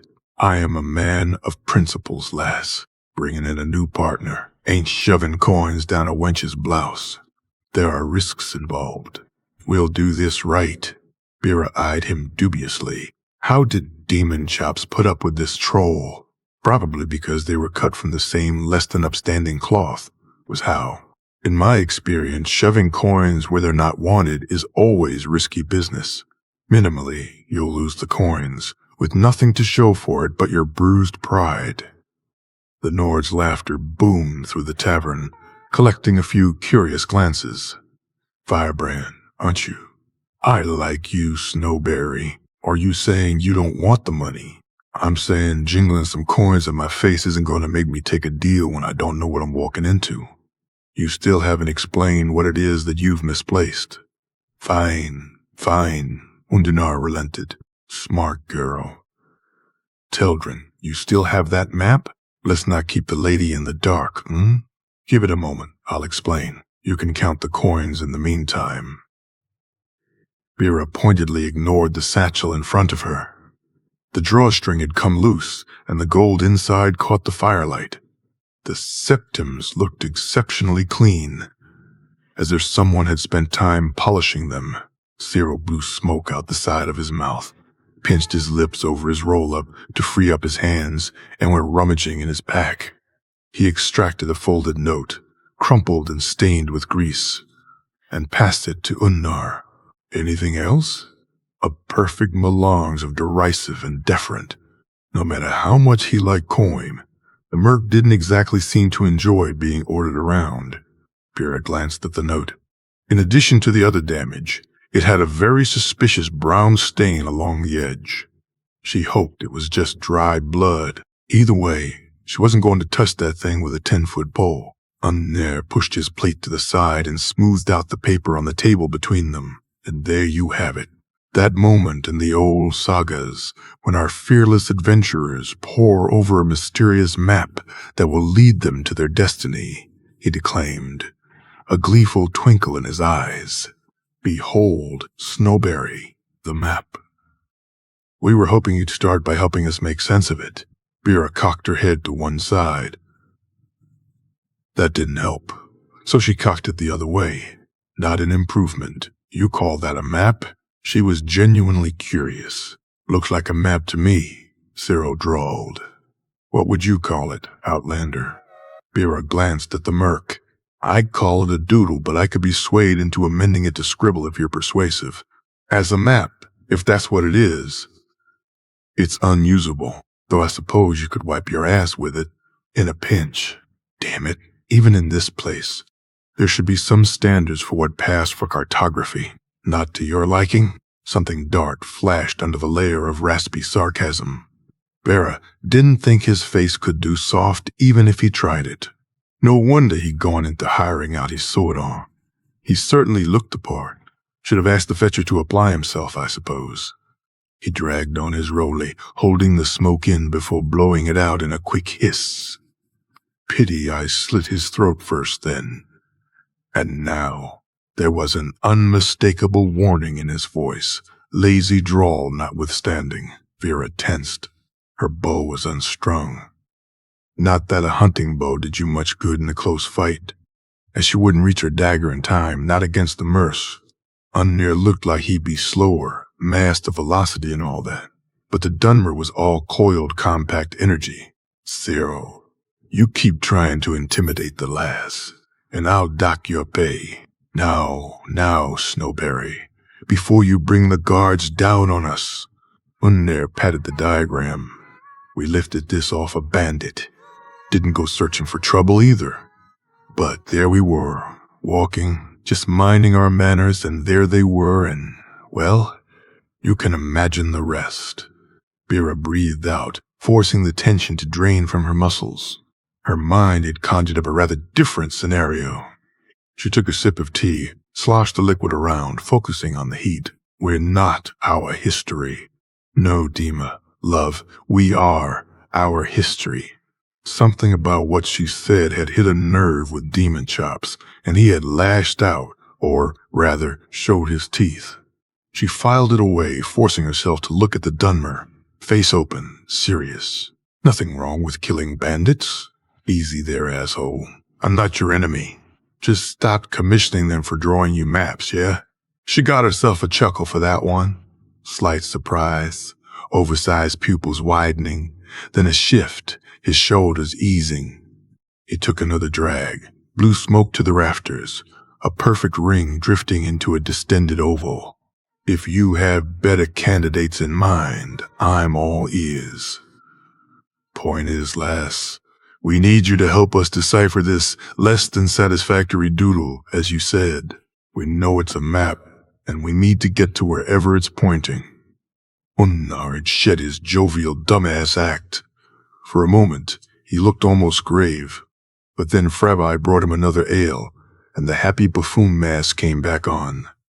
Vera leaned forward, examining the lines of the drawing. Now that she was focusing on it, the sketch wasn't so nonsensical, but you couldn't draw a map if you kept yourself on the ground. Your mind had to take wing. This wouldn't tell them the distance, just the vantage point of where the doodler had stood. All right. That right here? She tapped the squiggle, vaguely reminiscent of an anvil. Could be the Zenithar shrine, and if so, then that here looks like it's the peak northeast of the island with the old temple. She glanced at Unnar to see if he was following. Crickets. They really didn't know the area. All right then. That dotted line, I'm guessing, means you have to go around it. And this looks like... Her lips went numb. Oh, shit. Unnar's bushy eyebrows lifted in question. What is it, lass? Vera leaned back, crossing her arms over her chest. Not for all the coin in Skyrim. She wasn't. That's Red Eagle Redoubt. This time, the look Unnar gave her wasn't so blank, but he hid it well, washing down the flash of recognition with more ale.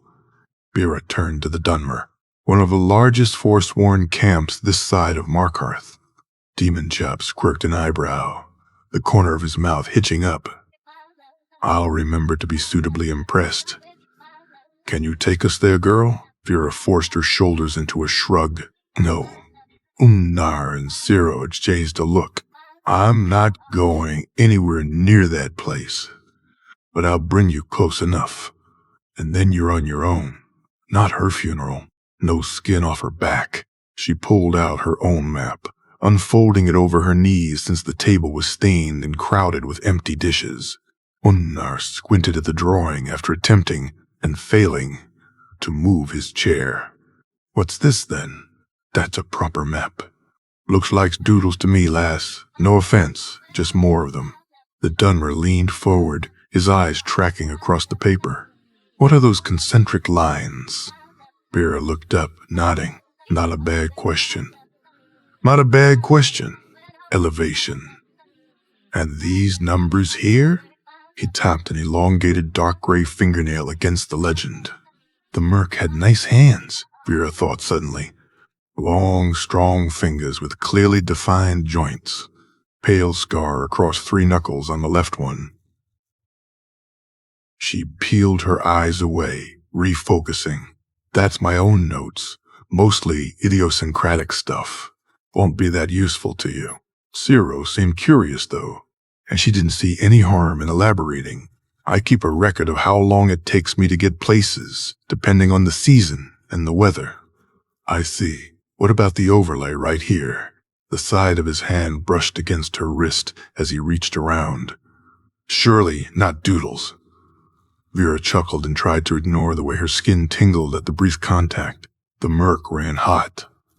At this distance, she could feel the heat coming off him, presumably a difference in base bodily temperature, since he didn't look fevered. Some species adaptation, perhaps.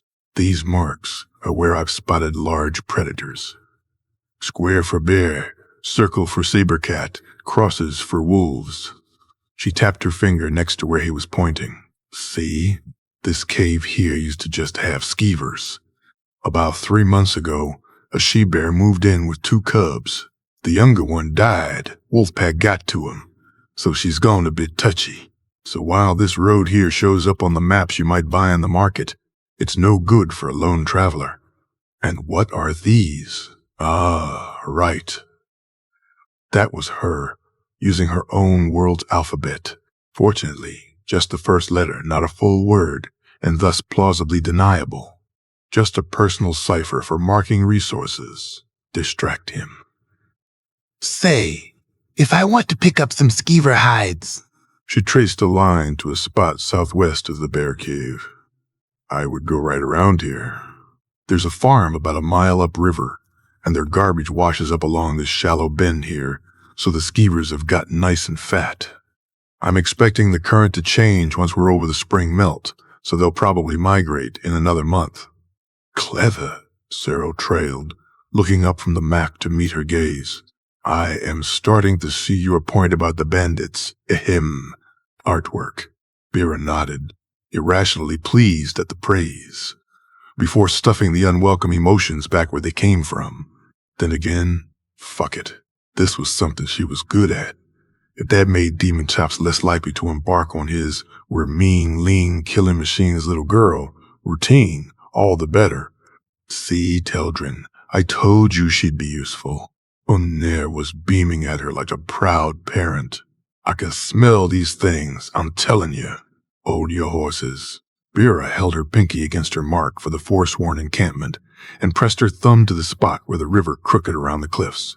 There's a little path the rams use to get to the water on that side. The cliffs there are steep, but it's the shortest way to the redoubt if you don't want to trek all the way around to the northern part. The cliffs will give some higher ground if you want to pick them off at long range. The other side, you're both downhill and upwind from them. She looked up. I'll take you all the way to the foot of this cliff, to where the path starts, but no further. I'll wait for a day for you two to get back. I'll have healing potions and bandages if you come back banged up. After a day, if you're still not back, I'll head back to Markarth. What if the Forsworn capture us, lass? Won't you sweep in to the rescue? Unner approximated heartbroken chagrin, not very convincingly. What if they do unspeakable things to our remains? Vera blew a raspberry. The Nord guffawed, slapping his knee. Your remains won't care, one way or another. I'll make an offering to RK on your behalf, if you'd like. She turned to the Dunmer. Any funerary rites I should know about. Whom should I beseech on your account, if it comes to that? She had meant it as a joke, but something bitter passed in the Dunmer's eyes. He stuffed it down quickly. Won't matter a whit, Outlander. Not at this stage. Vera shrugged. Fine with me. She opened the purse and counted the coins. Weiss. What are we looking for anyway? Boomnar smiled broadly. Why, a sword, of course. Vera nodded. Not her problem. Up to the foot of the cliffs. No further. She left her 150 septimes with Bothala before meeting the duo at the city gates. Traveling with them turned out to be oddly easy. The Nord and the Dunmer had an efficient routine, established over what Vera was guessing were months, if not years, of joint travel. And while they were clearly unfamiliar with the area, they didn't make stupid mistakes. She hunted but outsourced dressing the kills to Sero, who turned out better at it. Frankly, Unnar didn't do shit except for tending the campfire and eating the food they cooked, and Vera was more than happy to be left to her own devices, trapping fowl and supplementing their meals with small game and whatever she could forage, mostly early greens, tender and juicy and sweet with spring sap. The summer Vera arrived had been arid, gold dry grass and powdery dust, gilting the sun-warmed summits. Even if this year proved more rainy, there would still be a period of scarcity right around mid-year, and then the berries would start coming in, and the mushrooms after that. Then, starchy roots, fat from the warm months of soaking up sunlight and storing it as sugar. Unnar was his usual self on the road. No personality change there. The same loud, rude, irreverent humor, a goofy bear of a man, and as deceptively good-natured. The Dunmer, for his part, eased off his sardonic, growled half-threats after that moment in the tavern when something had passed between them over the map. Or before that, maybe, when Vera saw his snarling for what it was, and he saw her noticing. Recognition mirrored back, as if, in that moment, the languages their respective lives had left them with converged into some shared meaning. Demon Chops was abrasive, but he wasn't stupid, or unobservant. Either way, whatever was growing there instead wasn't comfortable. Vera made sure she never had her back turned to either of the men, but it had settled into a kind of grudging camaraderie born of tired feet and shared fires, a pinched feeling, sore and almost sweet, that tugged at some long, buried heartstring, familiar, like plugging herself into a well-oiled mechanism. Once upon a time, Vera had been a part of something just like it. Bigger, when everyone was still alive. Split City was held together through circuits of constant migration, on a kind of rotating schedule of flight and foraging, a careful choreography of divided tasks, once there was enough of them to share the labor. A long time ago, the cities of her world had been sedentary. Before ending up in Markarth, Vera couldn't have imagined it. How would you survive? Resources were always thin, but after the Citadel raided them in '89, there was barely anything left to scavenge, so you had to stay on the move. Jules had broached the topic first, or maybe Saeed.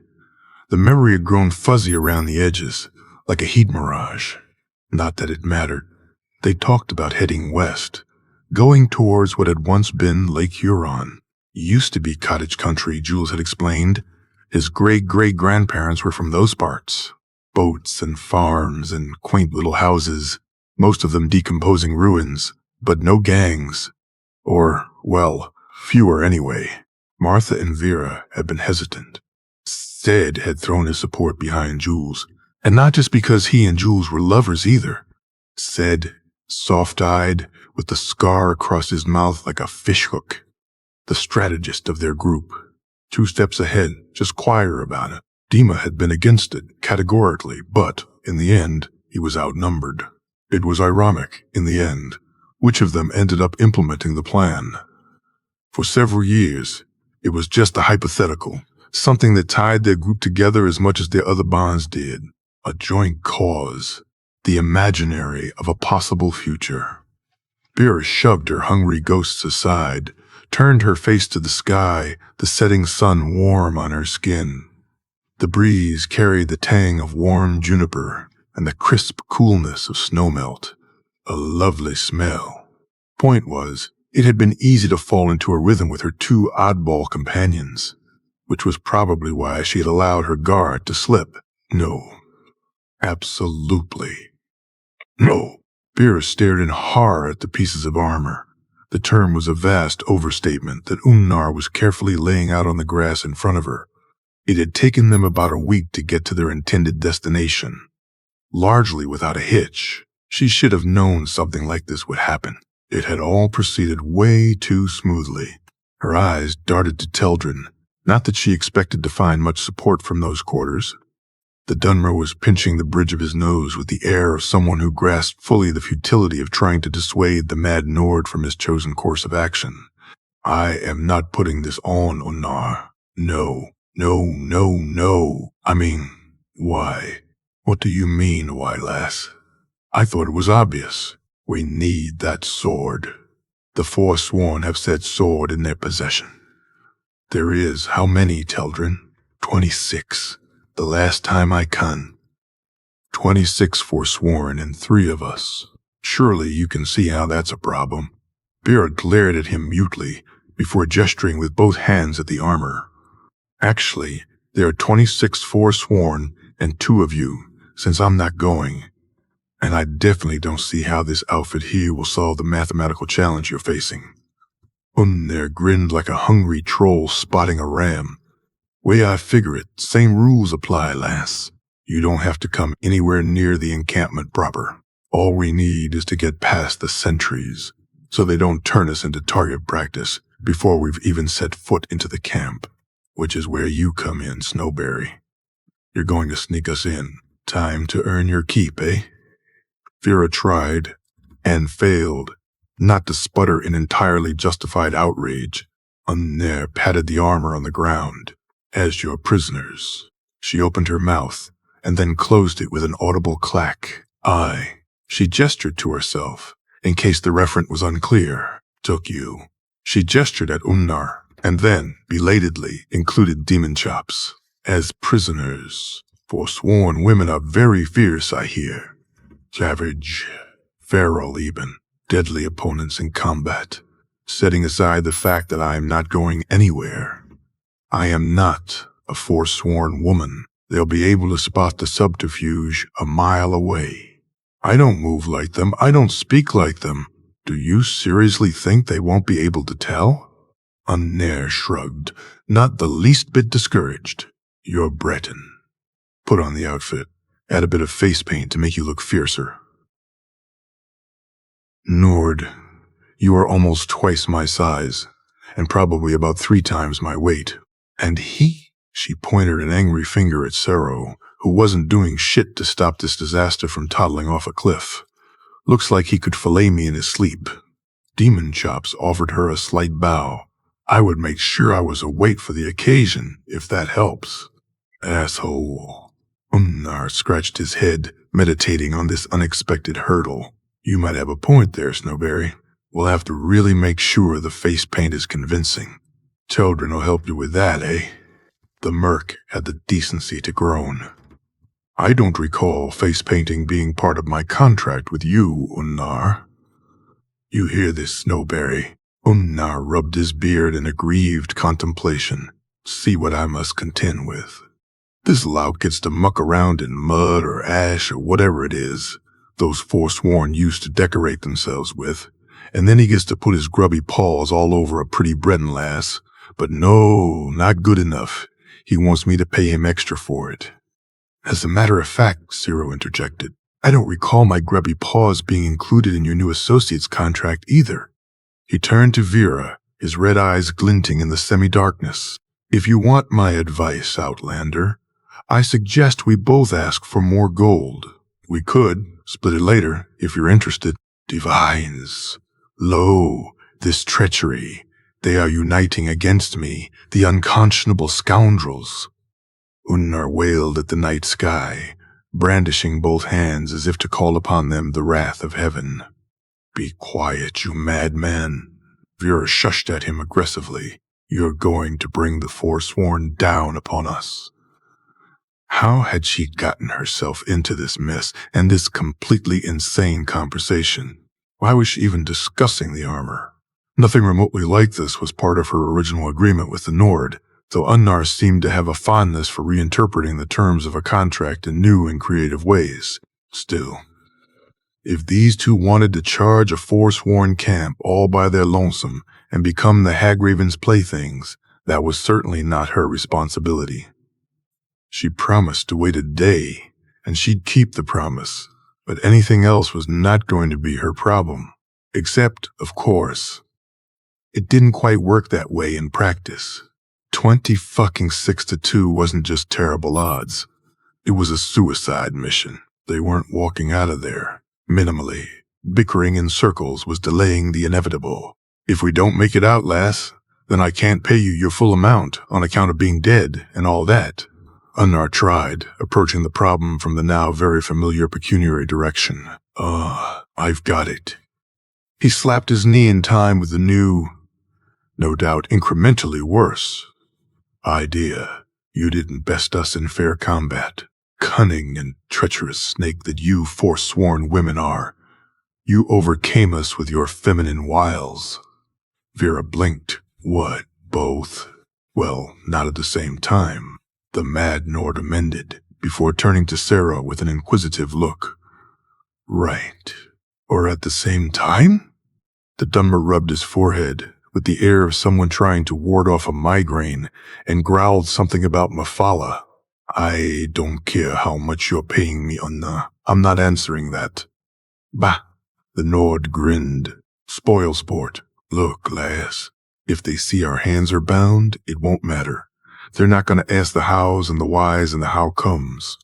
You just need to march us in there like you mean it, and then we'll take care of the rest. He squinted slyly. I'll raise your pay. 300 septims on the other end. How about it? Still no. She crossed her arms over her chest, as if that could protect her from the Nord's unbelievable pushiness and harebrained ideas. 400. Cyril coughed into his fist. Yeah. And once the Forsworn resurrect my corpse, it can go shamble off and put that coin to good use by erecting a shrine to my stupidity. No fucking way. No, Undar. Vera took a deep breath. Why don't you two don a disguise then? Just, she pointed her chin at the obnoxious piece of armor, wherever you found this set.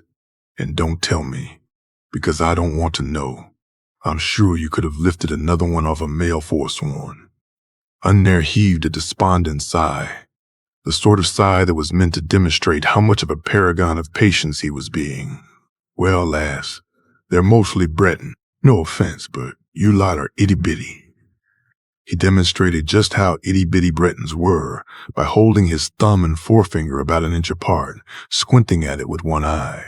Besides, that armor doesn't cover much, if you catch my meaning. I'm just too big and he squinted, too blue, or gray. Which is it, Ciro? It's irrelevant, for starters. The Dunmer wrapped an oilcloth around the whetstone he had been using to hone his blade and shoved the bundle into the pack at his feet. We are wasting time. As I recall, the deal took us only as far as the bottom of the path. He pointed the business end of his blade at Vera, the dark, intricately carved metal catching the firelight. She made good on that. There is a long fissure atop the plateau about 60 paces south of where you'll come up. I've never used it myself, but you can see it from that cliff on the other side of the river. Vera pointed her thumb over his shoulder. It'll give you cover until the towers. Teldrin met her gaze and nodded. My thanks.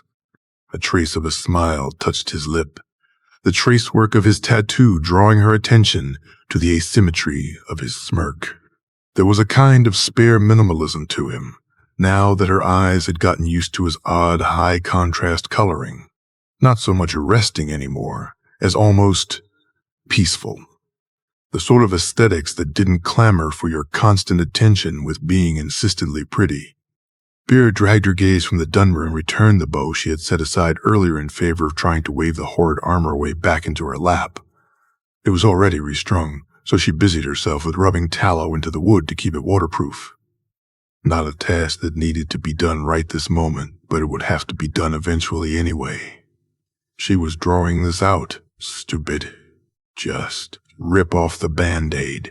Another theatrical sigh from the buffoon-in-chief. You're really not going to help us, lass. No.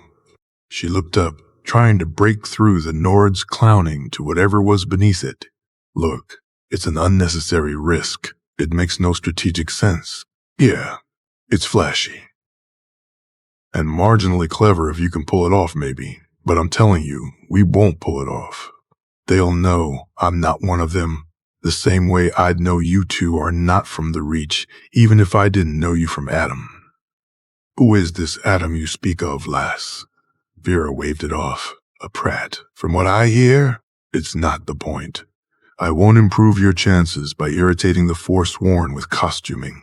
Just, either way, it's not a good idea. Can't you find another sword?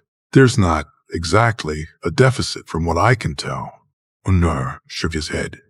Wish that we could, but no. It has to be this one. Well, he stretched, and then placed his axe ceremoniously on the ground before him, giving the weapon a few loving pats. Since you think we're as good as dead, Sero and I, won't you do an old dying warrior a final favor and at least try the outfit? Vera threw a pebble at his head, which Unnar dodged. I'm not here to fulfill sordid Nord fantasies about mountain savages. What about sordid Dunmer fantasies? Will those do you better? The Nord turned to the Mark. Want to share one of those before we go? Not for all the gold in Skyrim. What happened to your sense of humor, you joyless mud crab? Unless you think I can dispatch the Forsworn with barbs, I suggest we get going. It'll be dawn soon. I'd rather not tangle with them in broad daylight.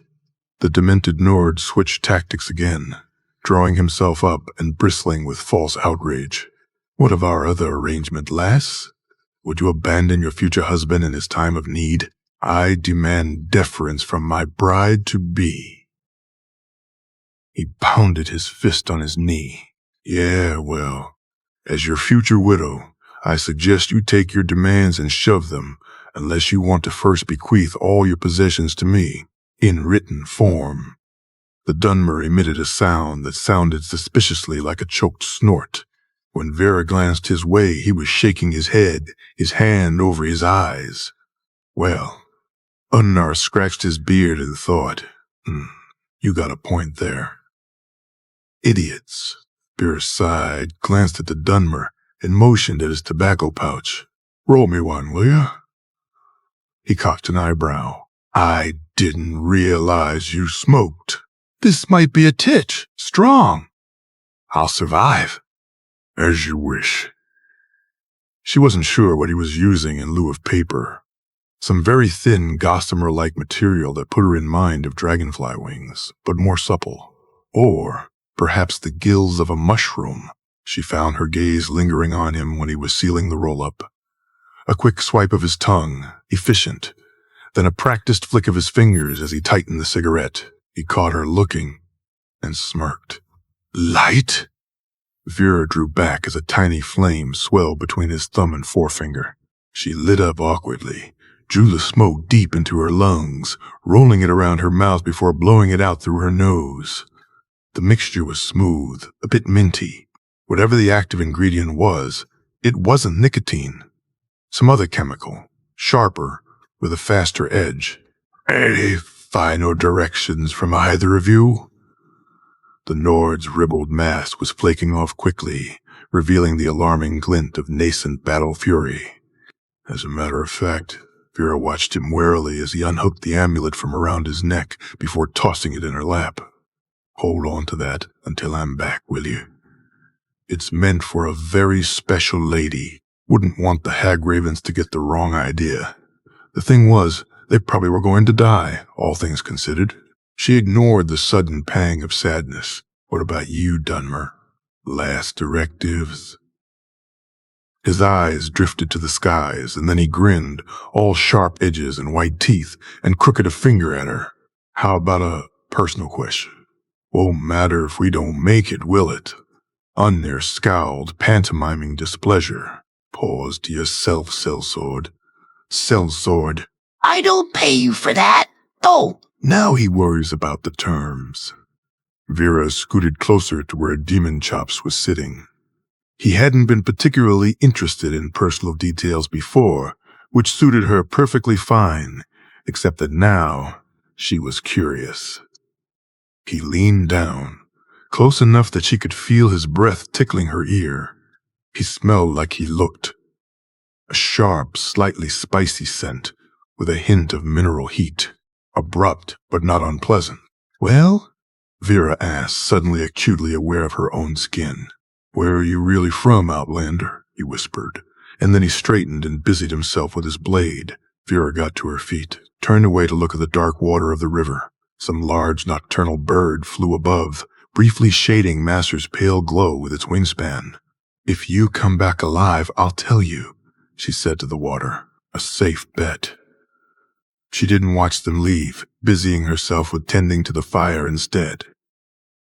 Vera maintained the campfire for only as long as it took to keep their things from accumulating too much moisture when the temperature dropped below the dew point. Coal drifted off the water, pooling at the bottom of the steep river gorge. The sun would not reach into the ravine for 2-3 hours after sunrise, but the inconvenience of needing to dry everything out paled against the risk of having the smoke bring unwanted visitors.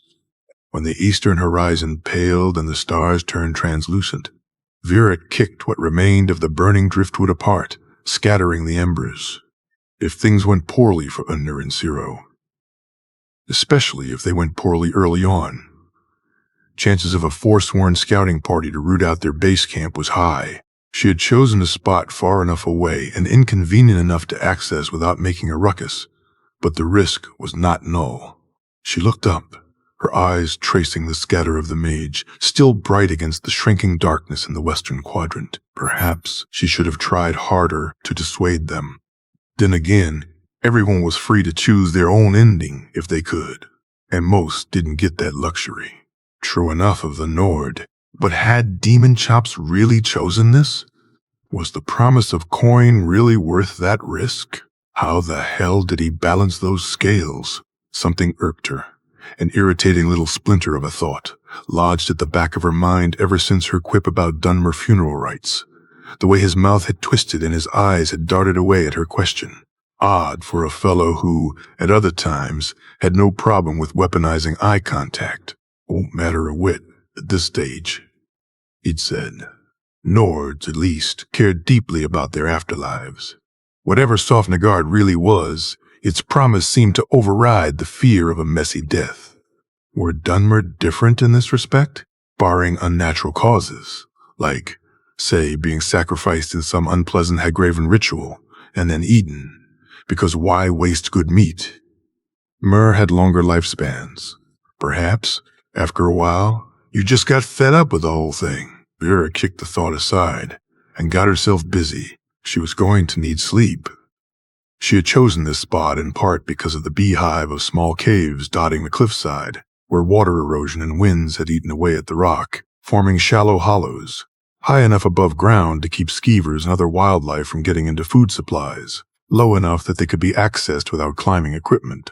About 50 paces upriver along the stony beach, she discovered what she was looking for. A small cave, 2 meters deep, shaped like a teardrop. The rocks below provided decent handholds, and Vera hoisted herself up to the mouth of the hollow, careful not to slip on the moist stones. Inside, an old bird's nest, little more than a snarl of dried twigs and desiccated grass, was the only trace of the cave's former occupants. Vera brushed the debris aside, shouldered her pack into the opening, and climbed down. It was high enough that dragging their equipment into her new shelter would require some maneuvering, but a short craggy tree growing from a crevice above the cave would provide the lever she needed for her rope. By the time she was done, the sky had turned a soft pink, and Masser hung pale and ghostly at the edge of the horizon. Vera settled inside the cave, her back against her pack, the pile of bedrolls cushioning her from the ground. She fidgeted with the unfinished cigarette in her fingers. She had not intended to keep the remaining blunt after her first lungful of the foreign mixture, but old habits of frugality died hard. Hoarding elevated to a philosophy of life, a shield against uncertain futures. She sorely needed sleep, but she felt restless and strangely unmoored. Perhaps the futility of waiting was starting to grate. Then again, perhaps the pair were going to come to their senses once they realized what they were up against and hightail it back, probably with a pack of Forsworn on their heels. Vera fidgeted, her hand drawn to her bow, its smooth curve reassuring against her palm. Boredom. The most underrated emotion. Boredom meant you were safe. What did she even know about the Forsworn? Her understanding was mostly limited to observation from afar, rather than any sort of conceptual grasp of their place in the mess that was Skyrim politics. They were native reachmen according to Luvenar and Breton, in designation if not quite in phenotype or descent. About 15 years before Vera's arrival, they had rebelled and were driven back. Since then, they were known to masquerade in plain sight, your neighbor, your fellow miner, your nondescript customer that came in every sundas to buy a health tonic, otherwise known as a cordial in every sense of the term. But Bothella's clever labels spared her clients from having to explain their more frivolous purchases to their significant others could have a double life as a forsworn. Or so people said, a little breathless with the pleasure of suspected conspiracy. In that sense, perhaps they were Breton, in the way that the largest rival gangs that tore Split City into two violent, mutually annihilating halves were sometimes described as American. At best, ironic nostalgia, a referent for a myriad identities only united on old maps, as mythical as the giant sea dwellers of Terra Incognita.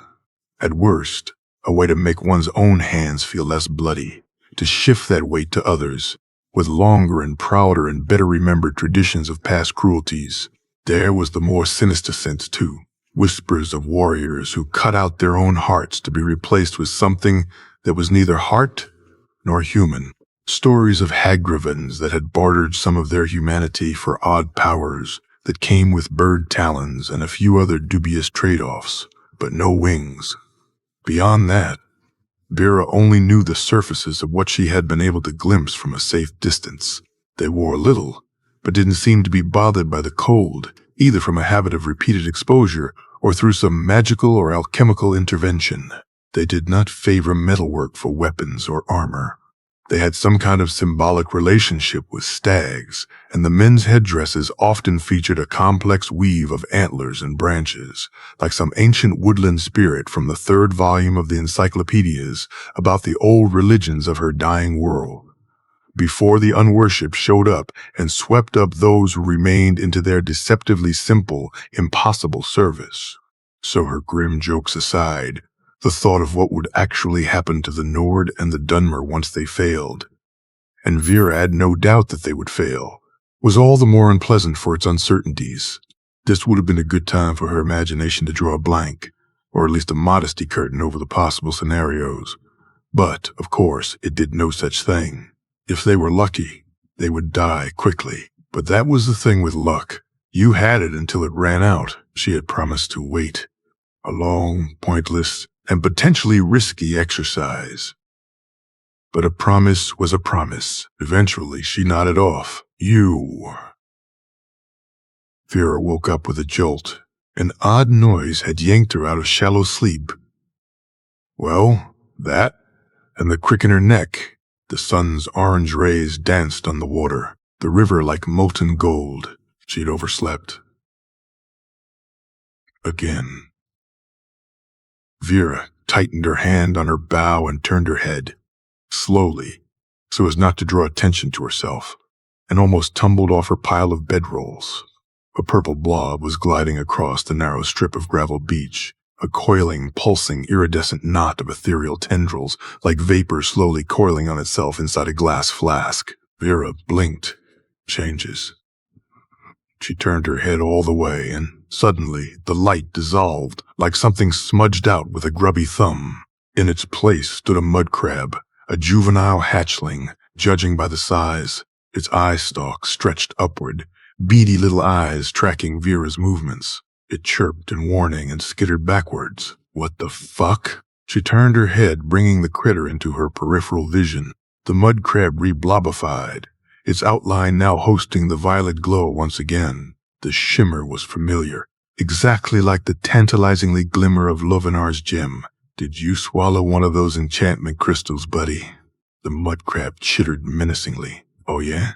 You're pretty much a rat in a chitin suit, so don't get mouthy. She twisted out of the cave, dangling her legs over the drop. She stretched her neck, the muscles screaming in protest. The mud crab raised its claw and brandished it in warning. Have weapon, will nip. The gesture was so similar to Unnar's earlier quip about itty-bitty Bretons that Vera found herself snorting. Not impressed, huh? She jumped down from her perch, her fur-soled boots doing little to muffle the rattle of river pebbles beneath her feet.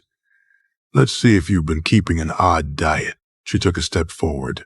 And if not, I bet you'll taste great with some wild garlic and a bit of butter. The mud crab inched sideways, its gray carapace catching the sun's refracted glare. Vera stalked closer.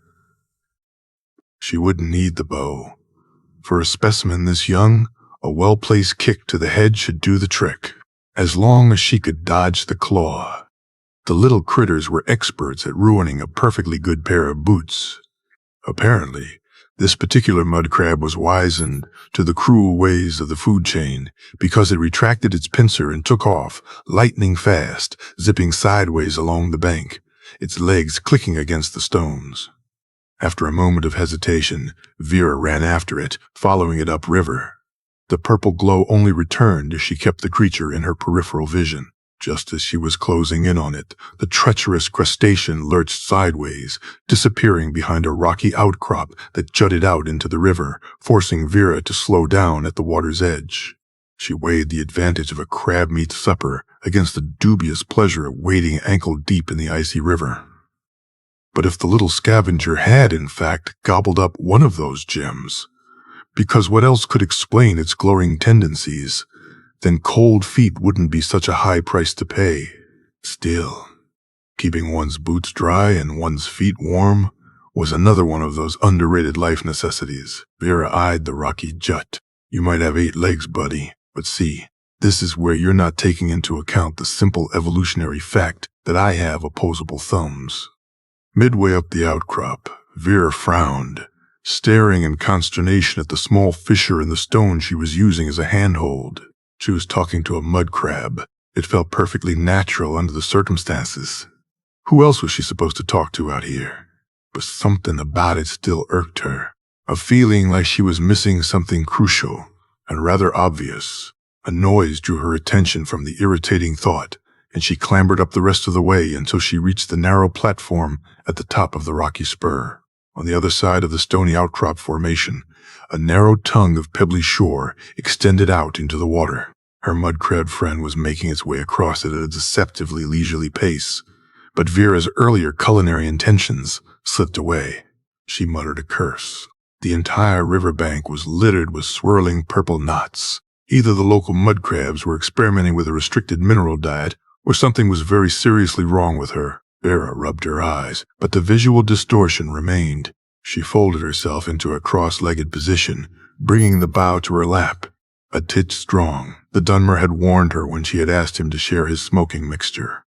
What the hell had she been thinking, making that stupid request in the first place? Idiot. More importantly, was the effect something specific to mud crabs, or was it more general? She glanced dubiously at her own hands. They seemed perfectly normal. No eerie glow. Hopefully, whatever chemical was causing the light show, it wasn't permanent. She would bring the roll up to Bothala and see if the old woman could reverse engineer the ingredients. Vera turned her gaze back to the chittering critters below. Something had drawn the little bastards to a spot at the edge of a shallow pool where the current slowed and swirled. An old rowboat had been dragged partway onto the beach, but the mud crabs didn't seem interested in that. They were all clustering a few feet away, around a dark shape bobbing in the water. Mud crabs were, by and large, opportunistic scavengers, which meant that the shape was most likely a dead body. Vera straightened, fished out an arrow from the quiver at her hip, and drew her bow, aiming at the largest creature. She released the arrow, the string ringing with a satisfying twang, and the mud crab shuddered, collapsed on its belly, and went still.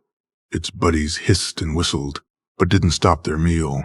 Shoo, you fuckers, I don't want your dinner. Just want the boat. She dispatched 2 more mud crabs before the rest of the throng abandoned their prey, launching themselves into the water or skittering along the gravel towards the shelter of the cliffs. Vera climbed down. The stench of decomposition, still faint but unmistakable, hit her nostrils once she was a few feet away from the boat. Vera glanced at the dead body. A bloated back, covered in the reds and browns of Imperial armor, swayed gently with the ebb and flow. She approached the dinghy. Several burlap sacks lay eviscerated at the bottom of the boat, their cargo of wheat and potatoes strewn over the weather-bleached planks, but the little vessel was otherwise dry on the inside. The mud crabs were beginning to coalesce into an irate militia some 20 paces away, so Vera planted her palms on the hull and shoved. Her feet weren't destined to stay dry, apparently. She waded through the shallows, teeth clenched against the bracingly cold water sipping into her boots. Another shove, and the dinghy wobbled, the current rotating the bow to face downriver. She tried the rudder, a creaky but function affair, and as the current yanked the skiff forward, she hoisted herself into it, inelegantly, her boots slipping on the damp wood. She narrowly avoided pitching forward and busting her nose on the planks, but then she righted herself and steered the craft along the shoreline to the site of their erstwhile camp. If shit hit the fan and Unnar's insane scheme brought a party of Forsworn down on her head, she'd have a quick means of escape. As long as she managed to beach the skiff before the rapids, and scat, Vera whiled away the remaining hours, cleaning out the dinghy and checking it for leaks, collecting river clams for her dinner, and attempting, unsuccessfully, to dry out her boots in the waning sunlight until the sun dipped behind the cliffs. She weighed the risks of a campfire against the allure of having dry toes and a cooked dinner. If the Forsworn hadn't showed up by now, perhaps they weren't going to bother at all. In the end, the promise of modest creature comforts prevailed, so she made a small driftwood fire in the shelter of the cliffs. An evening wind had picked up, scattering the narrow plume of smoke over the water. By the time Masser climbed once more above the eastern horizon, and the sky turned from lapis blue to inky black, Vera was thoroughly fed up with pointless waiting. This was it. They weren't coming back. She chose to interpret the queasy, hollow feeling in the pit of her stomach as hunger rather than loss. She used a stick to maneuver her clams and cold-baked potatoes out of the cinders. Most of the potatoes from the dinghy had either rotted or sprouted, but she found a couple that still looked and smelled edible. Either way, she'd eaten worse. Since her relocation to her new world, the chronic vitamin deficiencies she and everyone she knew had suffered from were beginning to right themselves. She'd been lucky compared to others. She had managed to keep all her teeth, at least. She scoffed down her food, counting down every chew, 10 per bite. Trying to reteach herself to eat more slowly was still a struggle. She cast her eyes towards the cliffs above. Perhaps she could climb up there and take one final look. The Forewarned camp was a hike, but, if nothing else, it would be an expedient way to test whether the effect of the Dunmer's smoking mixture extended to humans, as well as to gauge the distance of its efficacy. And if the camp turned out to be quiet, then that would mean that her companions were well and truly dead, or worse, and she could load up the dinghy and head out. She'd dock by Blind Cliff Cave before the rapids and cut across to Carthwaston, and from there, she might be able to hitch a ride back to Markarth if Anethak was feeling generous. Besides, she should probably bring the news of Luvinar's passing. The old alchemists had supplied the little settlement with healing potions when communication with Markarth slowed down during the winter months. The miners were probably wondering what had happened. At least don't bullshit yourself, V. You just hate leaving them behind. There's no helping it now. Should have talked them out of it when you had the chance. Why did her saner self always sound like Martha? Vera got to her feet, the adrenaline sharpening her senses. She looked at the sky.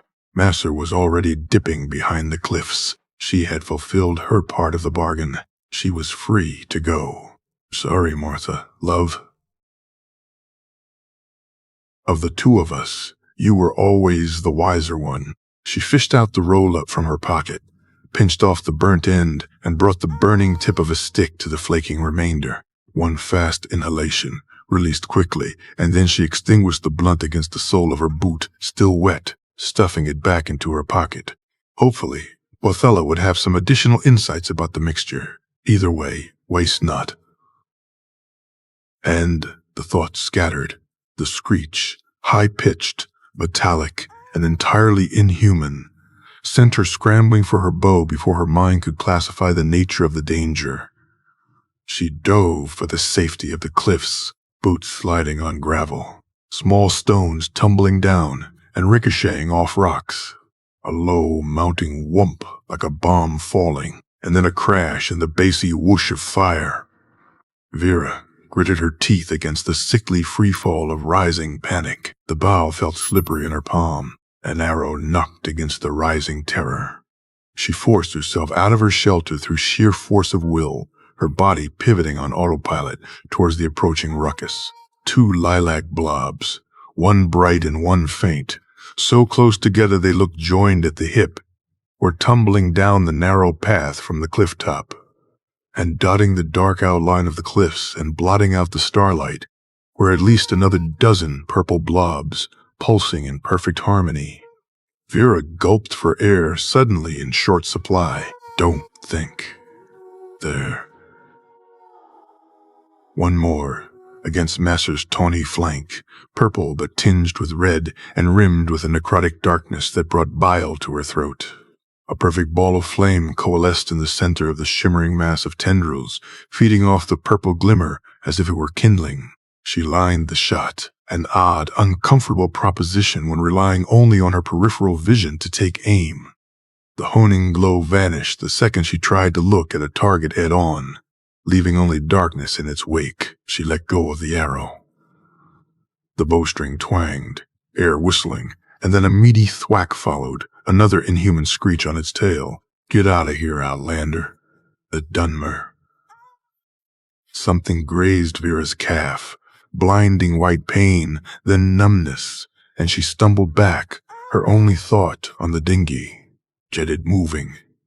She hobbled to the boat, tossing her bow inside. Hurry, she screamed over her shoulder, strident, with the metallic tang of fear on her tongue. A serrated arrow bit into the skiff's hull, not a foot away from her hand. Help me get him in. She whipped around. Ciri was barely recognizable. Blood and bruises and burns, one eye swollen shut to a narrow red slit. The Nord, he was half hauling, half supporting, looked like a slab of meat.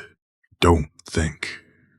She grabbed Unnar's belt and helped the Dunmer heave his employer into the dinghy like a sack of potatoes. Push, they shoved at the hull together.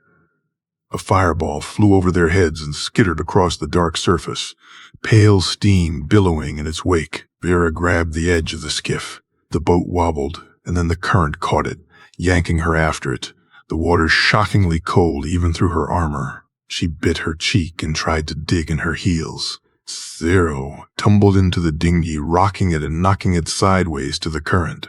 Vera pushed again, her breaths coming in short gasps. One more push, something grabbing her by the back of her coat, and then she was dragged into the skiff. She fell in a heap next to the unresponsive Nord. Can you steer us to safety? Ciri's voice sounded strained, edged with urgency. Keep them off us. Vera managed through chattering teeth. She crawled to the rudder, yanking it towards her. The boat righted itself, the fast current propelling it downriver. She chanced a look at the cliffs. The purple distortions had faded. She couldn't see whether they were being pursued. On the starboard side, the Dunmer's face and hands flashed into view, flame-lit. The ball of fire, small at first, barely a flicker, then growing brighter and hotter, the core pulsing white.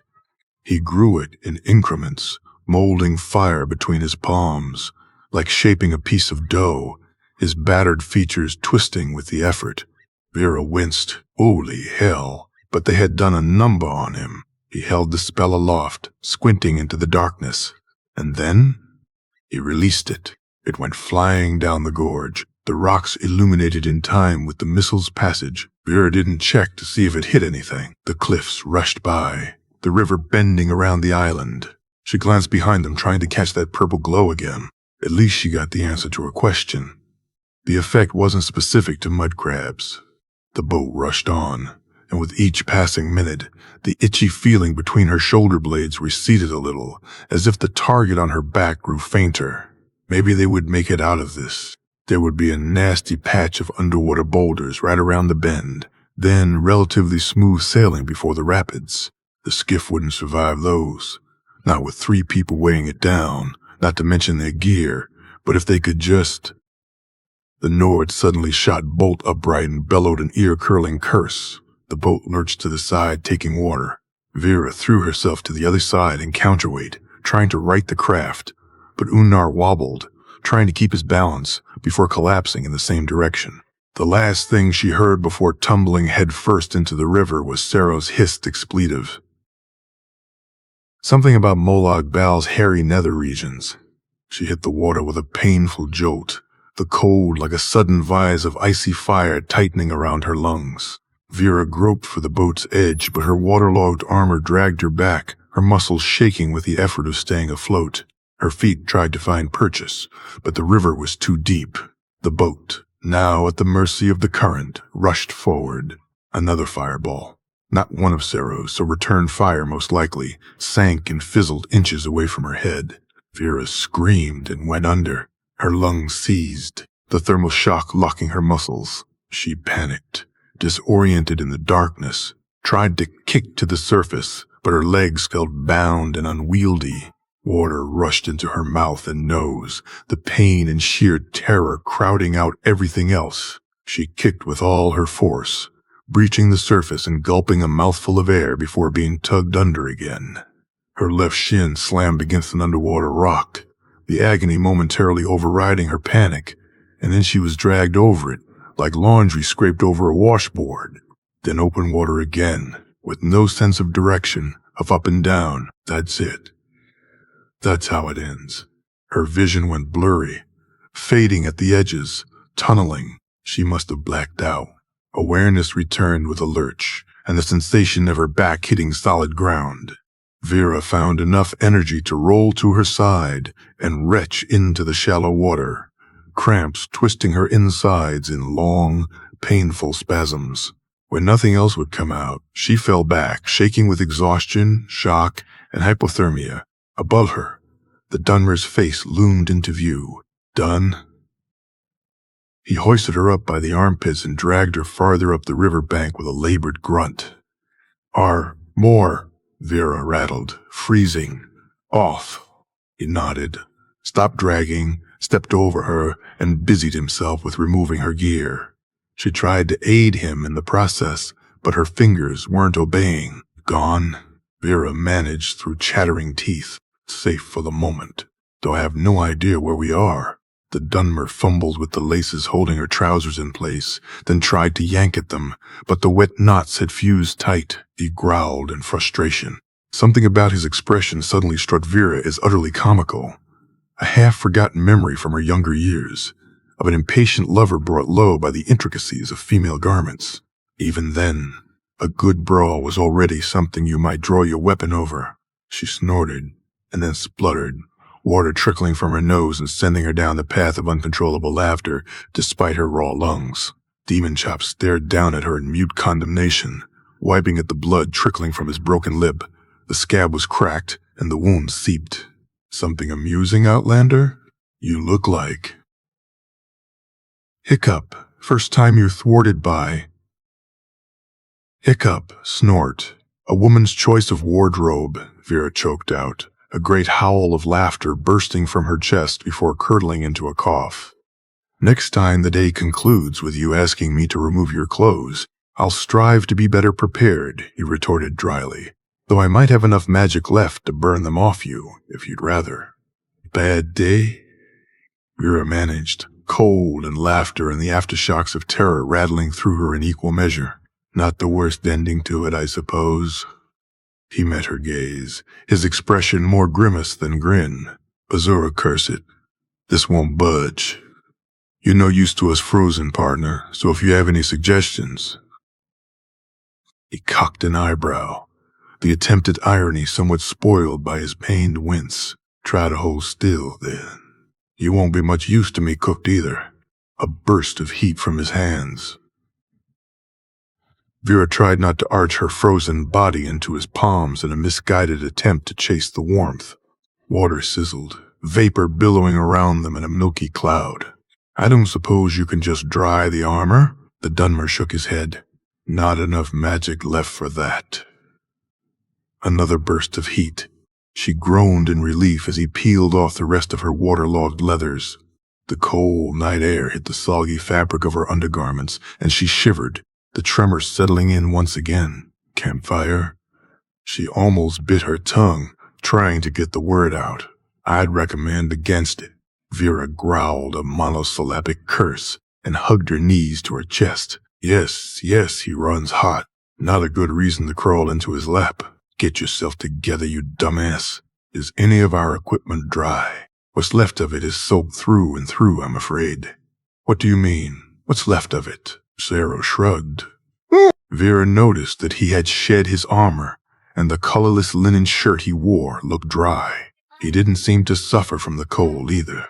When you fell overboard, it seemed wiser to retrieve you. I sent the boat to shore as best I could by jamming the rudder. I hadn't anticipated the rocks, however. Vera tightened her arms around herself. I don't suppose you found a bow floating around, did you? This time, there was nothing ambiguous about her feeling of loss. Your weapon is by the remaining bedroll. No idea what happened to your quiver. The pack sank to the bottom, I suspect. It might be possible to recover some of our things if we wait for daylight. So I'm guessing there's no dry clothes. This was going to be a problem. Without a fire, and with the heat loss, she was unlikely to make it to sunrise. She was still clear-headed, relatively speaking, but her body felt heavy, every movement a conscious effort. You could always try that forsworn armor. I'm sure Unnar would be delighted once he wakes up. Please don't tell me that thing survived. Vera tried to discern the Dunmer's expression. Judging by the little smirk, Demon Chops was pulling her leg.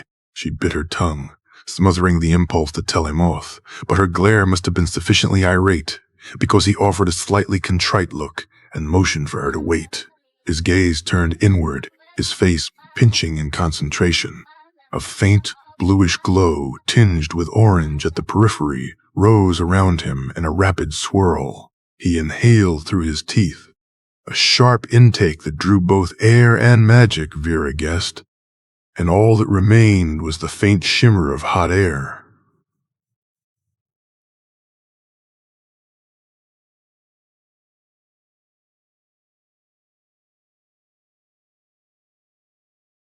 Care to warm up? He motioned with his hand but kept his eyes averted, trained on the river, a practical offer. The awkward intimacy would be epiphenomenal. The voice of reason cautioning her that this was one horrible idea didn't stand a chance against the categorical imperative of survival, so Vera scooted closer, and then closer still, until her back was against the Dunmer's chest. He brought his legs up, his thighs bracketing her hips, and then he leaned forward, bringing his arms around her and clasping his hands loosely over his knees.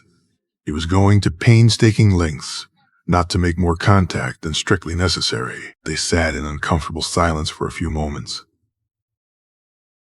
Day! Vera tried to muffle the sigh of pleasure at the blissful warmth, mostly out of sympathy for Demon Chops' visible discomfort. Every line of his body was as tense as a drawn bow. Once her back began to dry, a ragged sigh escaped her lips, and the Dunmer went very still, his own breath hitching before he covered it with a cough. Did Unnar make it? The last she saw of the Nord was his spectacular and ill-fated return to consciousness, damaged but alive, not by his efforts. But who am I to judge? You'll find that our employer is remarkably difficult to kill. Did you get the sword, at least? We did. At that. I do hope it was worth it. The lazy drawl was back. I doubt it was. Vera wiggled closer, trying to get her legs dry now that her back was toasty. Ciro grumbled an inarticulate curse.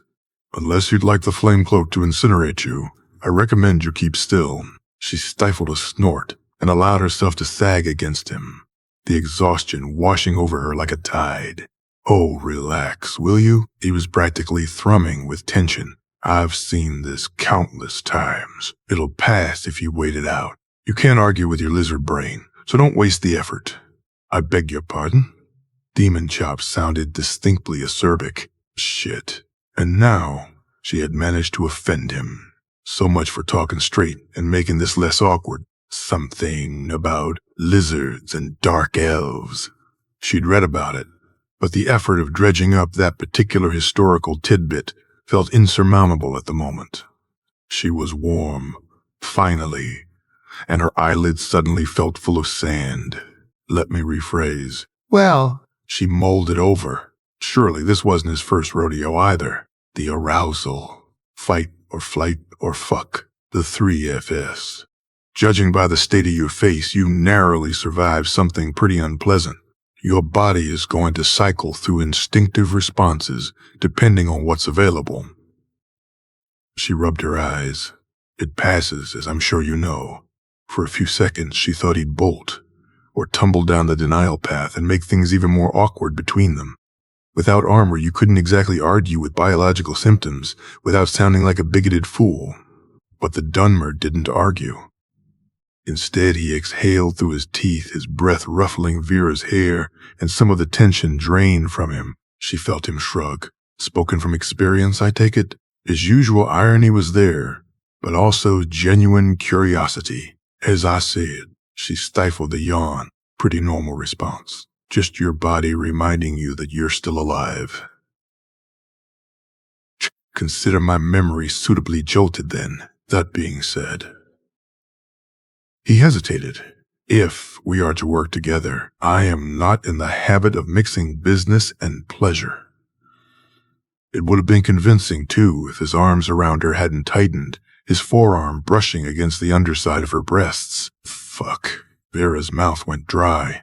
The sweet, achy heat pooling in her lower belly had very little to do with the fire cloak magic, or whatever it was called. Hard to miss the not very subtle irony, considering her earlier lecture about the naturalness of this very response. Or maybe it really was time to get a lover. Someone not overly complicated, without the baggage of a demented Nord employer with suicidal tendencies. Preferably someone with the added benefits of lending protection against Markarth politics. Wasa. A practical arrangement, 2 pigeons, 1 stone and all that. This, whatever it was not going to be practical in the slightest. Just business works for me, partner. Cyril chuckled a little darkly, but he didn't let go. Instead, he leaned forward, his lips inches from her ear. Warm enough yet? Oh, fuck. The blasted Dunmer certainly knew how to weaponize his voice when he felt like it. Vera shook her head, chuckling despite herself. So that's how it's gonna be. Wine. Let's pretend you won this round. Did I? Beneath the sarcasm, a hidden edge, like a blade tucked into the cuff of a boot. Whoop.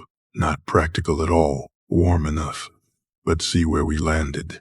Cyril allowed for the spell to wane to mildly warm, then to barely tepid, then, finally, to nothing at all. He still radiated heat. Not the magical variety, just the regular difference in base body temperature. And it made Vera all the more reluctant to disentangle herself from her otherwise comfortable seating arrangement. Now that the more immediate threat of hypothermia was temporarily averted, the aftermath of her tumble in the river was beginning to catch up with her. Her ribs ached. The skin on her stomach, where she had scraped against the underwater rocks, was starting to smart, and the spot on her calf where something had hit her on the way to the dinghy throbbed like an electrical burn. An assortment of miscellaneous bruises and pulled muscles collected less memorably was also making itself known. The Dunmer didn't seem in any particular hurry to let go of her. She cast a glance to the skies. Another hour to sunrise. Where were they exactly? There was that telltale dip in the cliffs across the river. A sharp drop in the shape of a W, but lopsided on the right, which meant that they were most likely a bit north of Blind Cliff Cave. It was pure luck that they hadn't gone over the rapids. Where is Unnar, by the way? If Ciro had gone fishing for her, the Nord must have been functional enough when the boat reached shore to get himself to safety, sleeping it off on the bedroll just. He motioned with his head. Up there. It'll be good as new. The fetcher? Give it a few hours. No need to fret about your betrothed. He shifted, settling in for the long haul. We might as well kill time until sunrise. Not much we can do until then, anyway. Vera snorted. Pragmatic, aren't you? He shrugged. Much as I wouldn't mind watching you run around half naked, I'd rather not keep wasting energy on the fire cloak to keep you from freezing. You won't be very effective until I have enough magic to dry out your armor." Vera leaned back against him and craned her neck, trying to get a look at his expression. One red eye met her gaze. The other one had shut completely with the swelling. His earlier tension was gone, and he seemed more relaxed, perhaps not outright comfortable, but too exhausted and battered to bother with sudden movements or with his usual vaguely threatening take on flirtation. She took inventory of his injuries. Large hematoma with severe edema over the left eye. He'll be lucky if the cheekbone wasn't fractured. Busted lip. 3 gashes on the right side of his face that looked like claw marks, shallow but ragged. The bottom one was oozing. A long, narrow burn over the left temple. Further down, a mottling of bruises that disappeared under the collar of his shirt. No open wounds. Interestingly enough, at least none that she could see. Either he had used some of his magic to heal himself, or how exactly did you manage to escape the Forsworn? They couldn't have possibly attacked them head-on and prevailed. Besides, the Dunmer's injuries weren't consistent with battle. She swallowed. Nope, torture was more like it. He shifted, prodded at his lower lip, made a face, and returned his hand to where it was resting before. His fingers clasped together over his knees, his arms in a loose embrace around her ribcage. "How do you think?" "I think you tricked them somehow. That's how I would have gone about it anyway, if I was stupid enough to try that kind of stunt." What started as a chuckle ended with a none too flattering invocation of Shiagora's beard as the Dunmer's less than optimal physical state protested his amusement. "I'm beginning to see a pattern of avoiding stupid stunts. Want to tell me where you're really from, Outlander?" "While we have some time on our hands." Vera forced herself to remain still, overriding the instinct to bolt. "My friends call me Vera, or V. Either way, shorter than Outlander, saves time, that sort of thing." "Oh, is that what we are?" He didn't move, but his tone reacquired its mocking edge. "Friends. Damn it. It really was the voice, wasn't it? Partners, if you prefer. Until we can get ourselves back to Markarth, I'm stuck with you two. Safety in numbers. You know how it goes." "If it's safety you're looking for, you've made a poor choice of associates, V." He sounded it out, trying it for taste. "Or whoever you really are." In the myriad of possible questions, Vera decided to opt for the most obvious one. If Demon Chops kept bringing it up, the chances of him just dropping the topic in the future seemed slim to none, so damage control might as well be done now when his defenses were lowered. "What makes you think I'm not who I say I am?" He kept quiet for a moment, perhaps organizing his thoughts, or perhaps just relishing the drawn-out silence. A fellow with a healthy enjoyment of pregnant pauses. As far as Vera was concerned, there were worse vices. "You are new to Markarth, with no allies or wealth to help keep you afloat, so much so that you agreed to take a dubious job for the promise of coin. Not that much coin either, if we're being truthful. From what I've seen of you so far, you move through the city like you do through the wilds, and you might look like a Breton to Unnar, but only because he's stuck on size. Breathe. You're fine. He's not your enemy at the moment. Pick your battles." The lizard brain really wasn't very receptive to arguments. "How do I move?" He made a vague noise, something between a chortle and a "You don't turn your back on a room. The first thing you do when you enter a closed space is to look for the exits. You eat like Oblivion itself is about to swallow your dinner."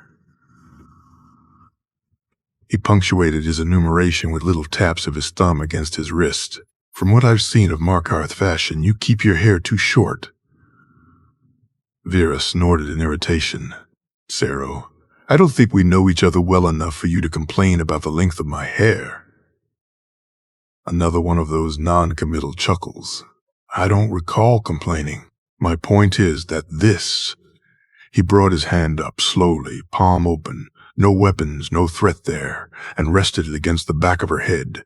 And then he curled his fingers through the short, cropped strands and gave a tug firm enough to send a tingle down her spine. Couldn't be used against you, not unless someone got close enough. Or... Another very pointed chuckle this time as he removed his hand. If you allowed it. Vera repressed a whole body shudder. Oh, but the guy was trouble. Instead, she made herself shrug, ignoring the tingling and the memory of his hand in her hair and that just so yank. It's practical, easier to clean. Try elbowing your way through the Markarth public baths next time you're in town. Are you offering a guided tour? Ah, this game again. Oh, I'm sure Unnar can wash your back when he wakes up. Or is that not part of your business arrangement? The Dunmer barked a laugh, dry and gravely, and then muttered an ow followed by a few choice words, but kept cackling despite the discomfort. It isn't. Are you asking whether the position is open? Vera smirked. They'd already established the terms. From there, verbiage was fair game. And he'd been on the offensive so far, so turnabout and all that. Only if it's a very industrial scrubbing. Wouldn't want to mix business and pleasure, yeah? Then again, one does need a partner to get to the hard-to-reach places. She felt him shift behind her, the muscles in his forearms cording with the strain of consciously breathing through the tension. Gotcha, fucker. Two can play this game. Not my first rodeo either. Since you're curious about Markarth customs, they do have this great thing. They do with juniper oil. Used to be dwarven oil. Until Bothala finally got folks to realize it's toxic. If you can afford it, which I'm guessing you can, what with looting your way through the countryside. It's... Vera moaned, throaty and low and dark with promise, and then she bit the inside of her cheek to suppress a snort when demon chops hissed and scooted backwards, putting distance between them.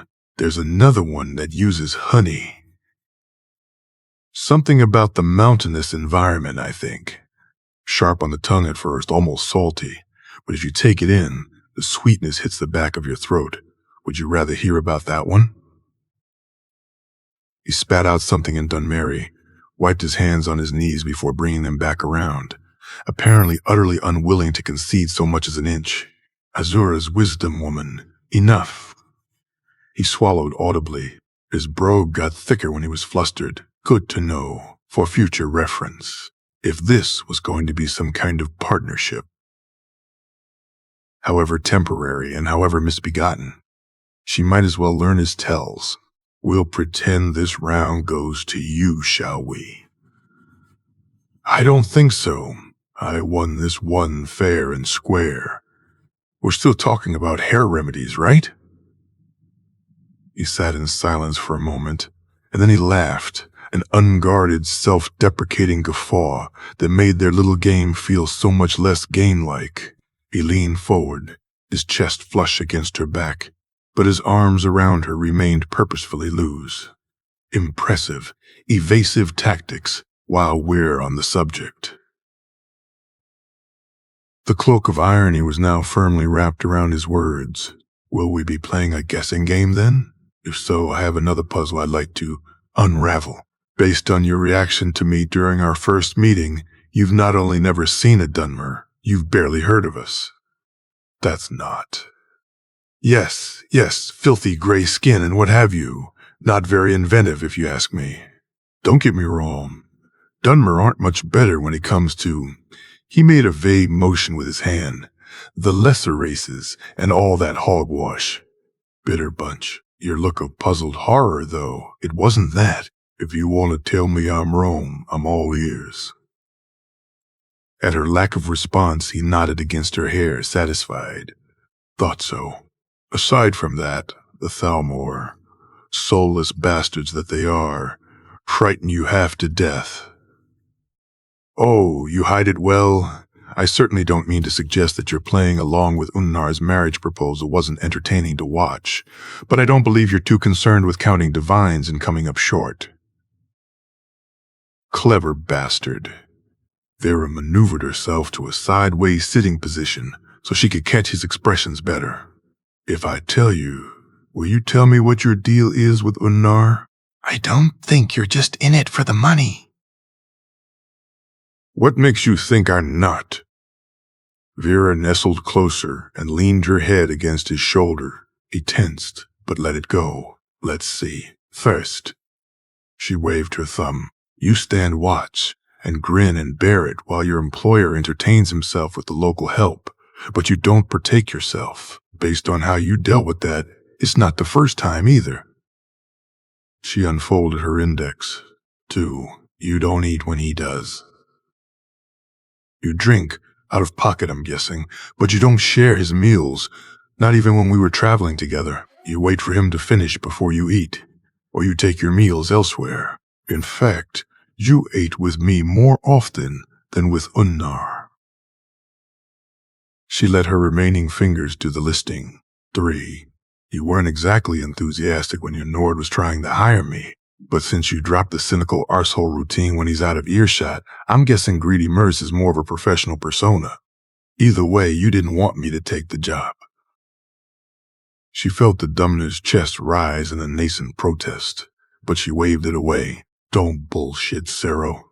I know how this game is played. 4. You took a beating. You have no open wounds. You're bruised and scratched and burned, but it wasn't from any skirmish.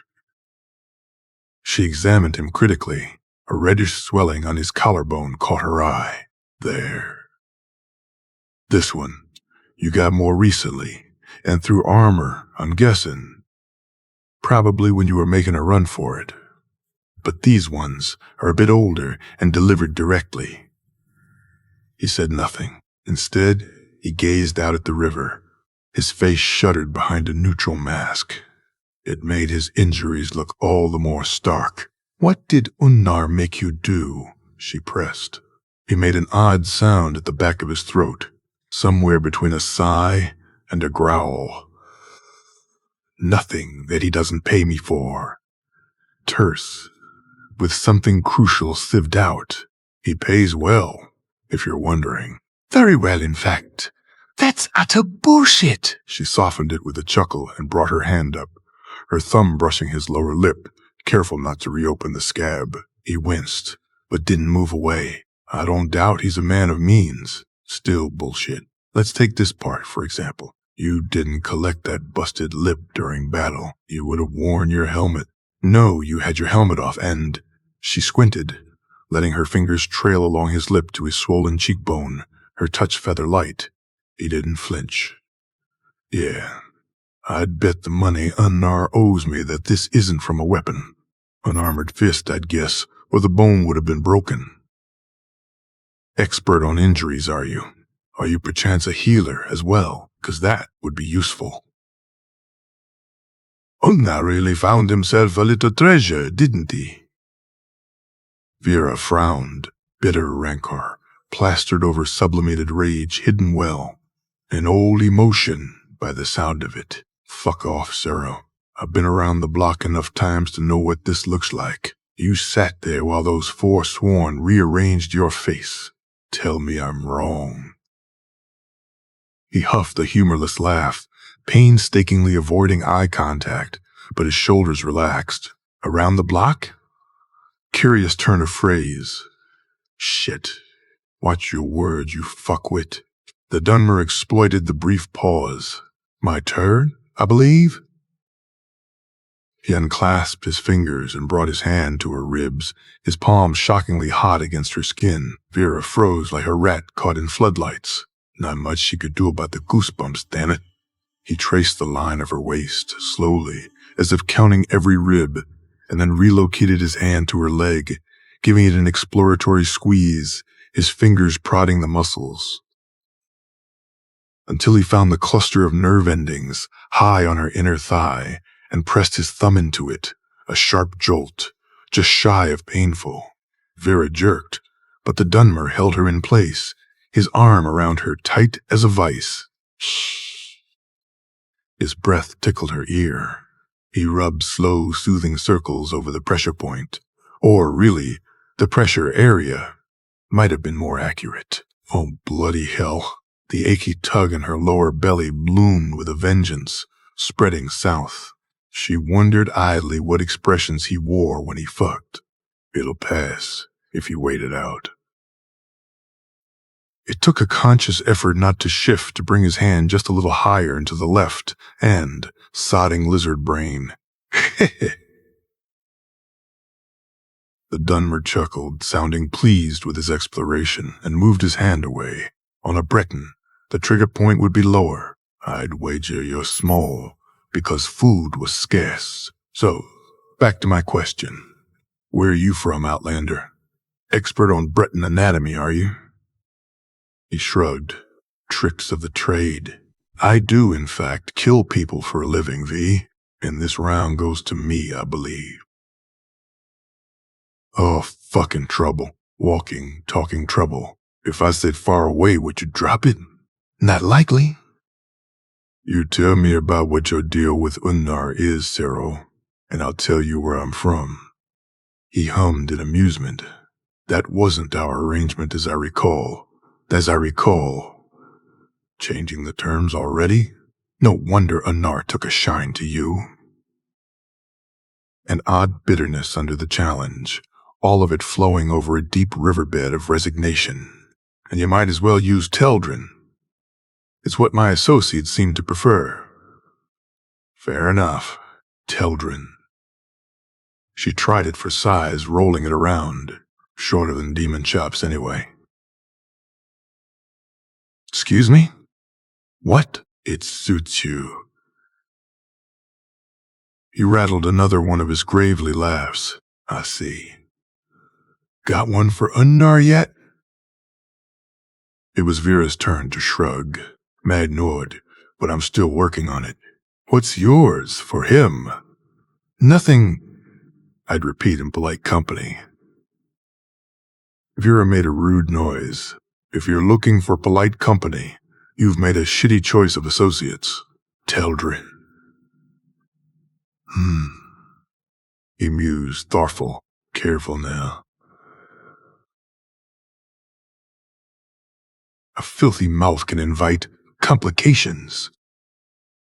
Vera laughed. As long as it comes with a nimble tongue to resolve them.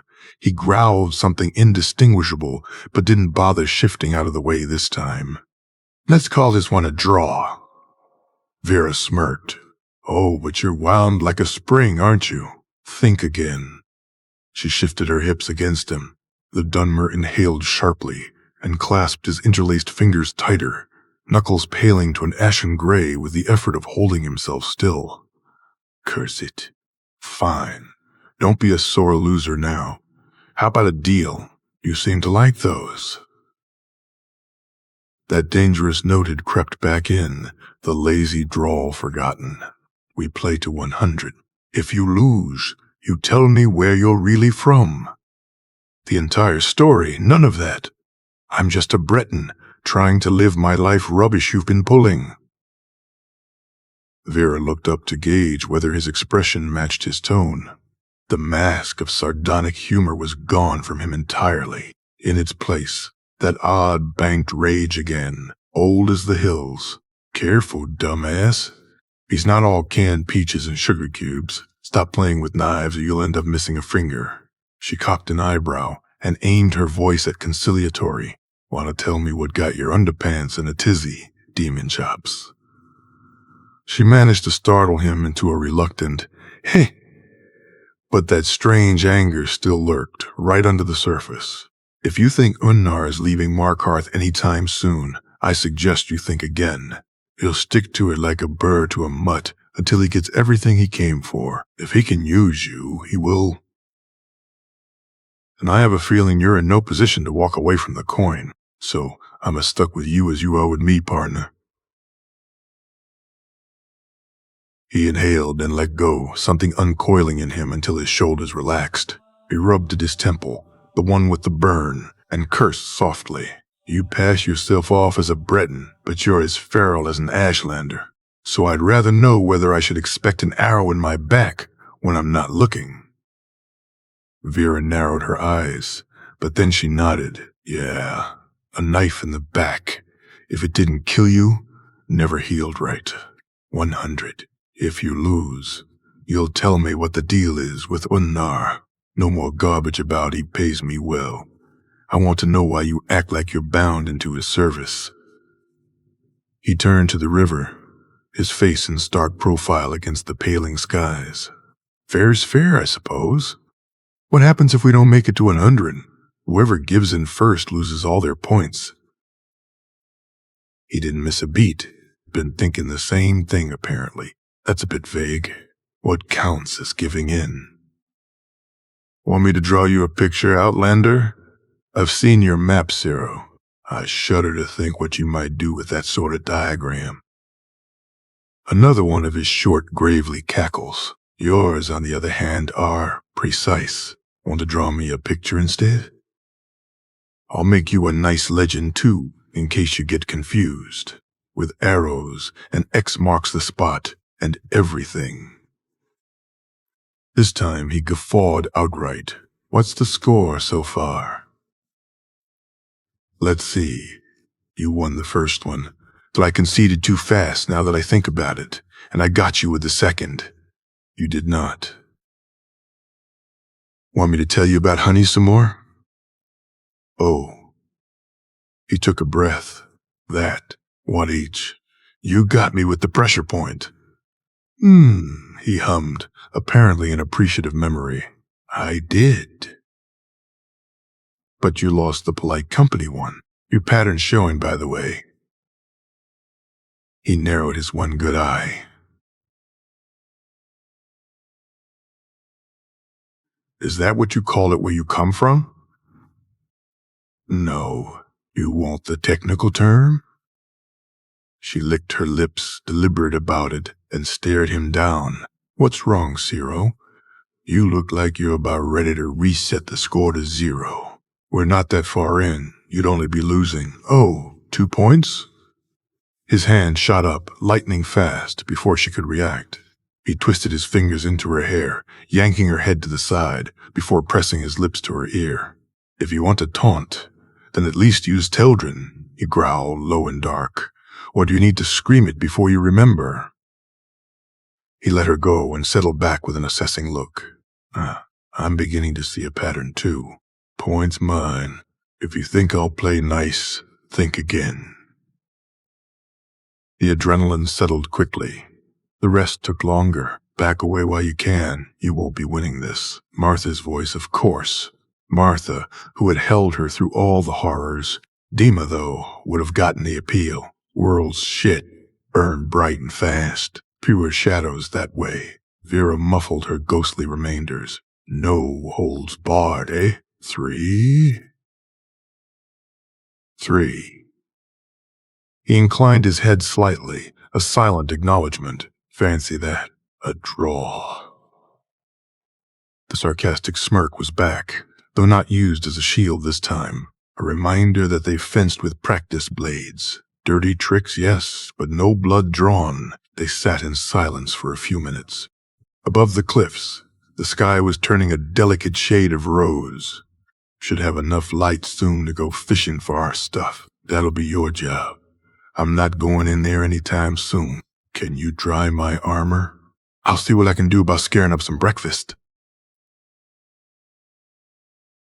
She stretched her limbs, wincing at the crick in her neck. It was back with dividends. Hold still.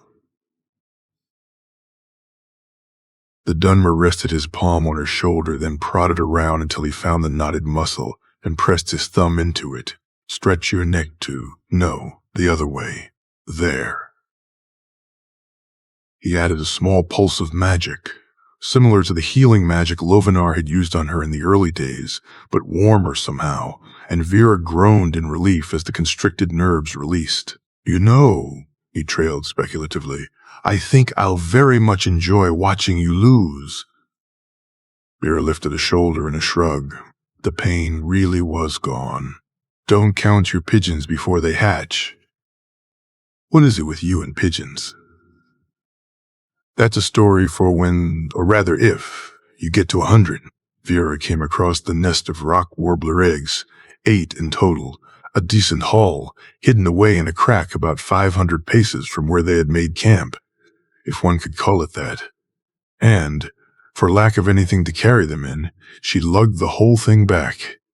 Along the way, she found some canis root, piling it into the nest on top of the eggs, as well as a few plants of wild garlic and more river clams. Enough to make breakfast.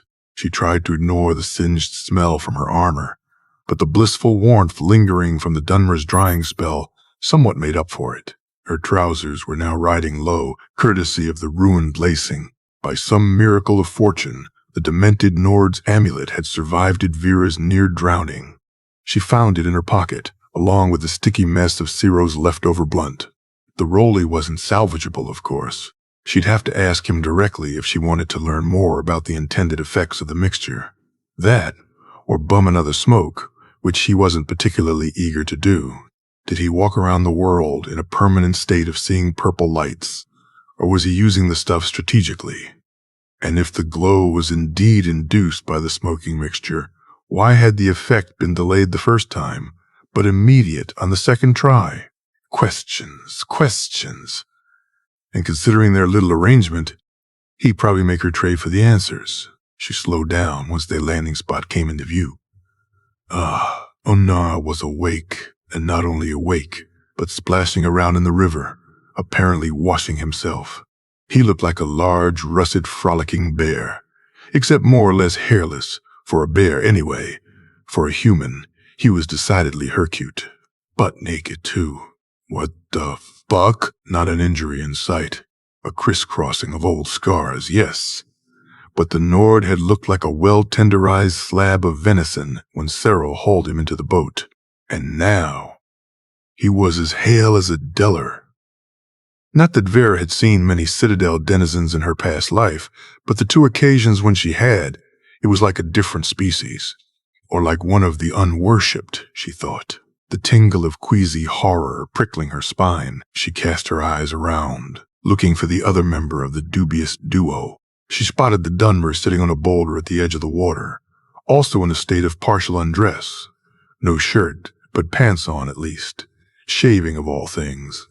Unlike his employer, he still looked somewhat worse for wear, though his injuries had lessened. The swelling was gone. The bruise over his eye was now tinted yellow instead of the earlier purple-black. The after effects of the burns and the broken lip were still visible, but significantly less severe. Vera tried, and utterly failed, not to take an assessing, an entirely non-clinical glance at the rest of him. Fucking hell. Right. The fellow certainly wore his risky profession gracefully.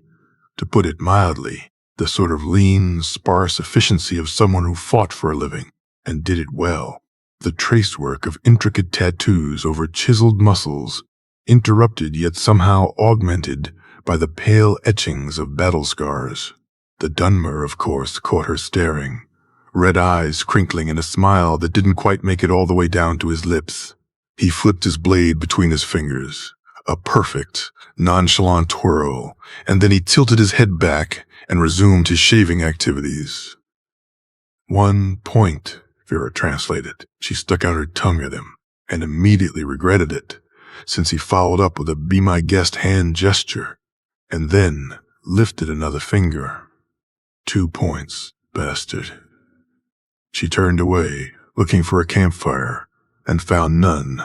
Bastards, she amended, plopped down her haul and started setting up a circle of stones, leaving the Nord and the Merc to their grooming activities.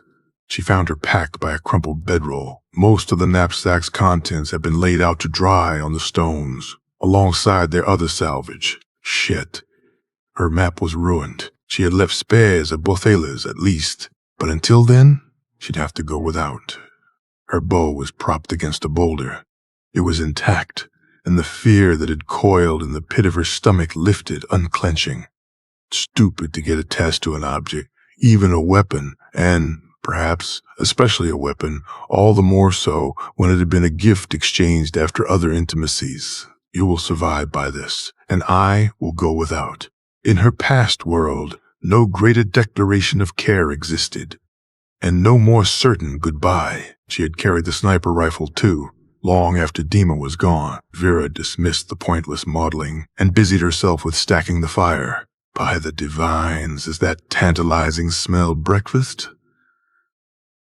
Vera glanced up and quickly returned her attention to the eggs and clam omelet.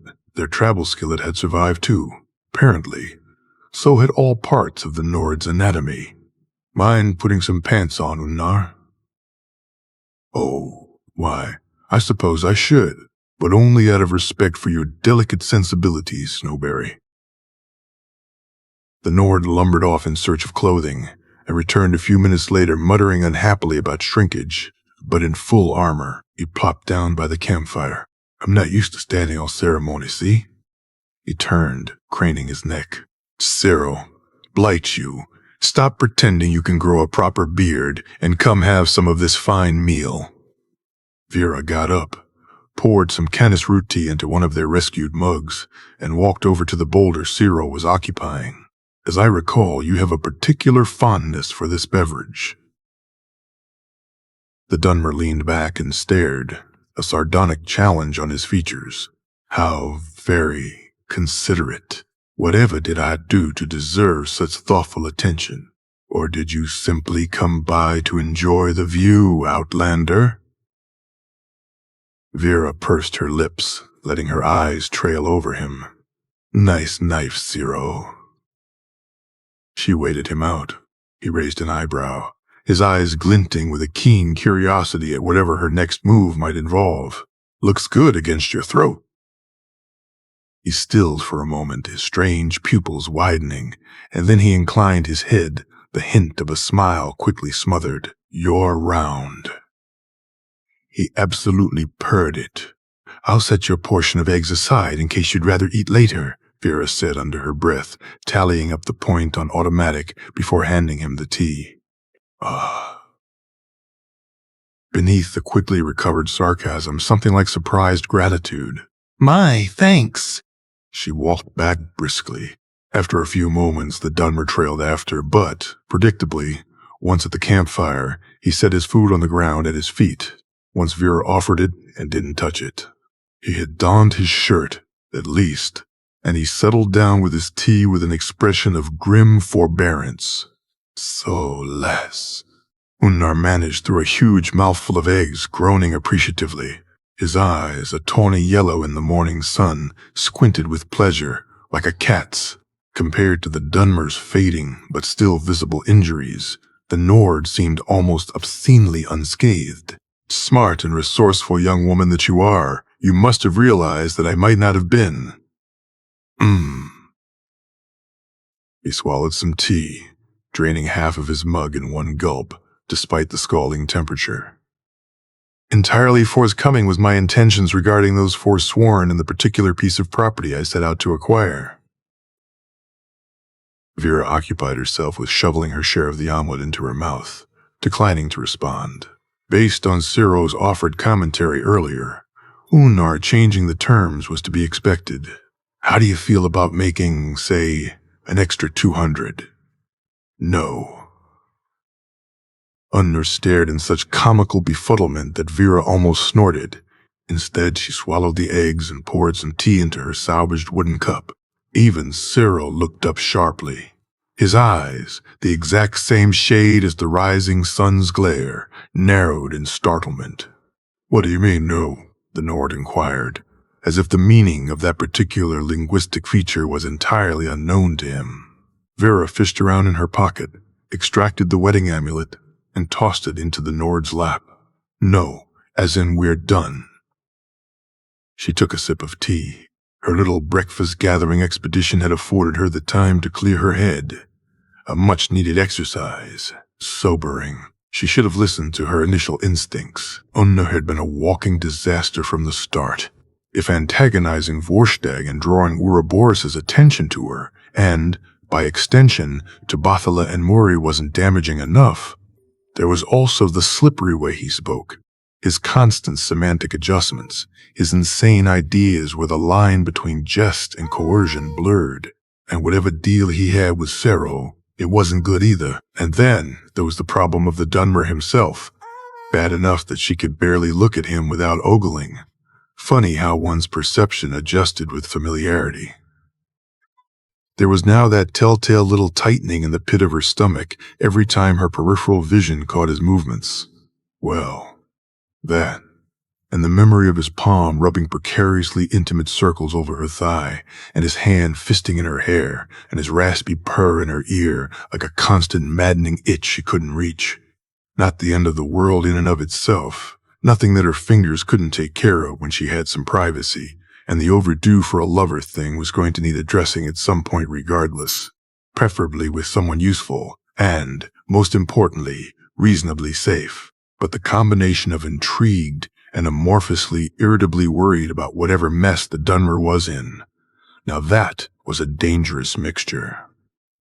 Never start a game you can't win. She'd get the rest of the coin she was owed, and that was it. She'd talk to Bothela about that mysterious contact too, and see if the bribe could be lowered that way. And speaking of Bothela, next time the old woman found herself in the mood to dispense advice as to what not to do, Vera would keep her trap shut instead of blustering about how she would manage. Now, lass, let's not get hasty. Unnair turned on the affable bear charm and cranked it up to 100. Here, are you still hungry? Have some more eggs. More tea, yes? You have to excuse my manners. We haven't had the pleasure of traveling with the fairer sex in a while, Sero and I. We're a bit rusty. Vera waved away the offered eggs. I don't give a shit about your manners, Unnar. I'll take you too to Karthwasten. It's close, and I'm headed that way regardless. From there, we should be able to hitch a ride back to Markarth, and once we're there, you'll pay me what you owe me. And then you can go wherever the fuck you're headed next, and our business will be concluded. The Nord's expression went momentarily flinty, before he smoothed it out to his usual jocular, amiable facade. Snowberry, he trailed, somewhere between conciliatory and hurt. Why am I sensing some hostility? He turned to Ciro. What did you do to the lass while I wasn't looking, Tildren? Fished her out of the river after you nearly capsized us. Aside from that. He shrugged. I told you, Ciro, no intimidating our new associate. I am going to have to reconsider how much. Leave him out of it. He didn't do anything wrong. Vera glared at the cup of tea in her lap, waiting for the sudden flare of anger to pass before speaking. Want to tell me how you two managed to escape the Forsworn, and with that sword? To boot, last night you looked like Skeeverhash, Unnar. This morning you don't have a scratch. Ciro, here, still looks like he had sat around patiently, while someone pummeled him with. She was about to say pipes, but caught herself. Wrong analogy. Well, you tell me. Wasn't a weapon, or he'd be dead. Unnar beamed. See, Tildren, I told you she was sharp. Now.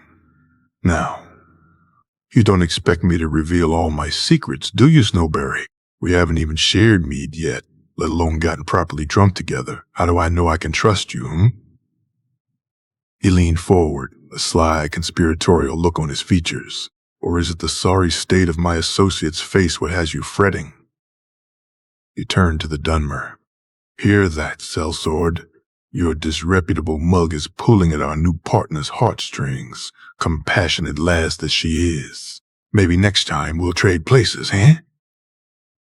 The Dunmer's expression remained inscrutable, save for a slight hitch to his lips. I doubt you would keep up, Nord, he drawled. Red eyes flicked to Vera, lingering on her a few seconds too long, in open assessment. Ah, the things we do for the right price. The tea went down the wrong pipe, and Vera coughed spastically. Cyril lifted his drink in silent salute, and tapped his ring finger against the side of the mug. 3 points. Jerk. All the more so, because he knew perfectly well she couldn't retaliate. Woe and misery, what is an old warrior to do?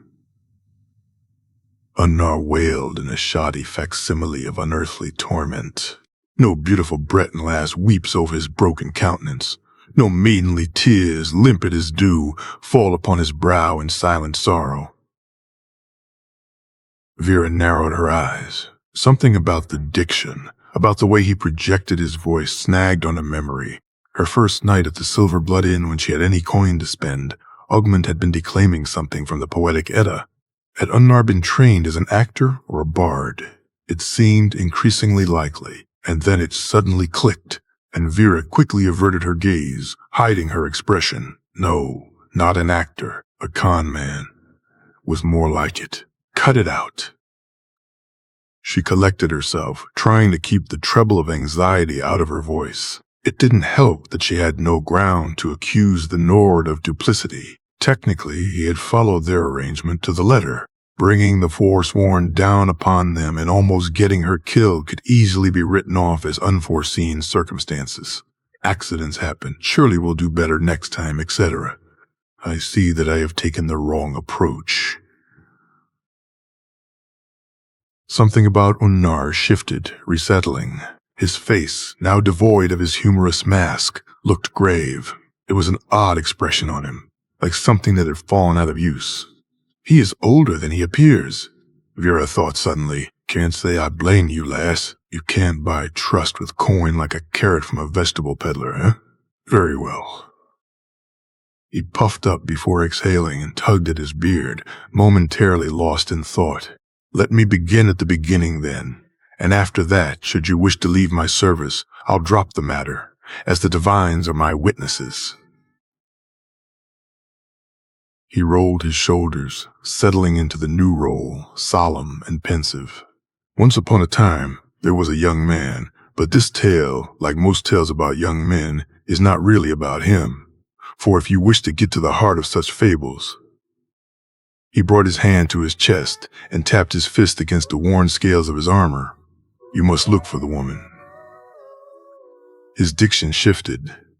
The habits of casual speech dropped, his delivery rolling out deep and smooth, with the intonations of someone used to spellbinding crowds. A bard indeed, or perhaps a born bullshitter.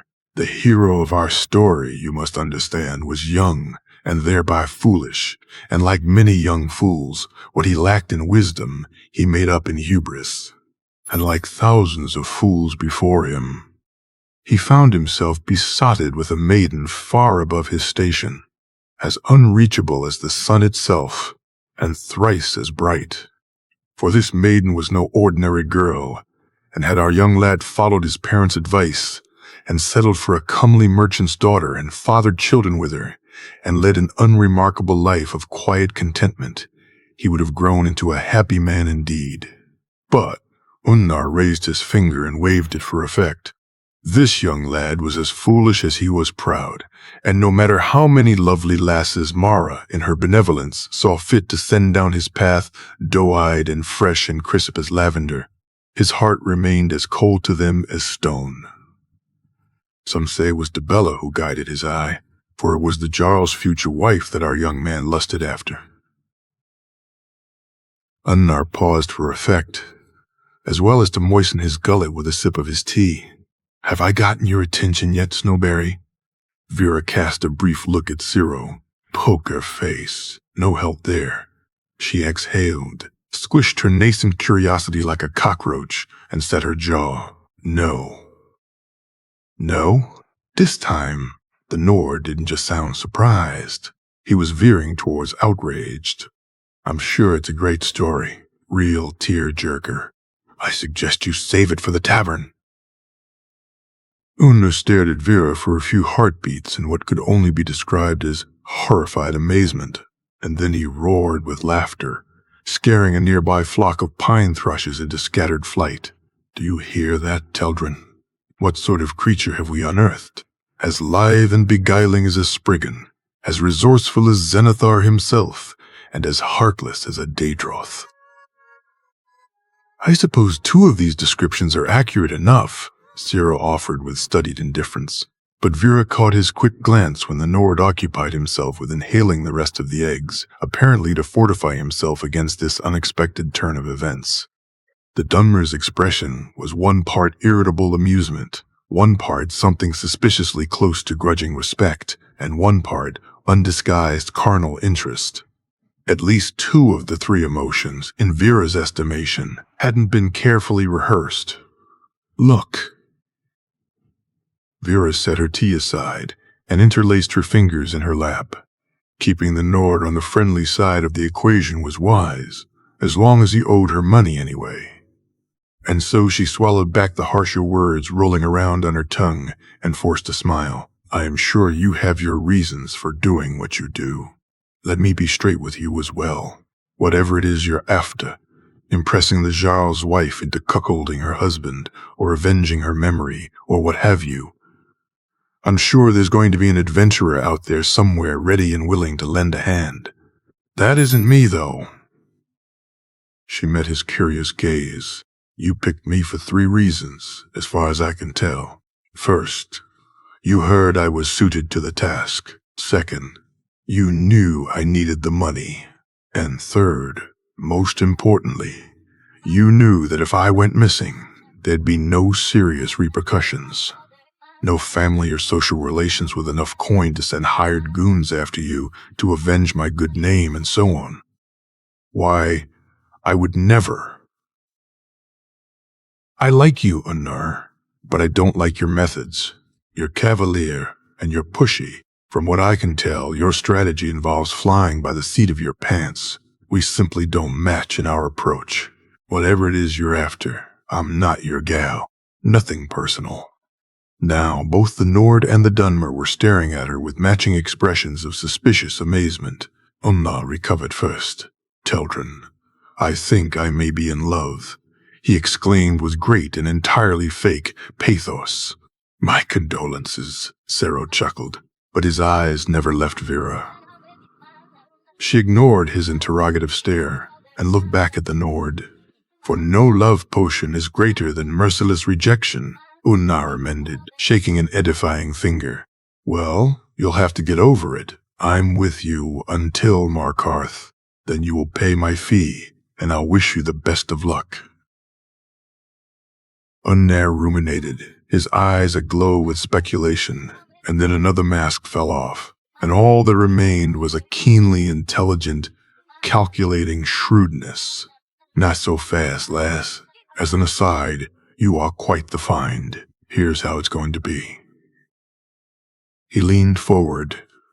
I made some inquiries about you. Due diligence, you know how that goes.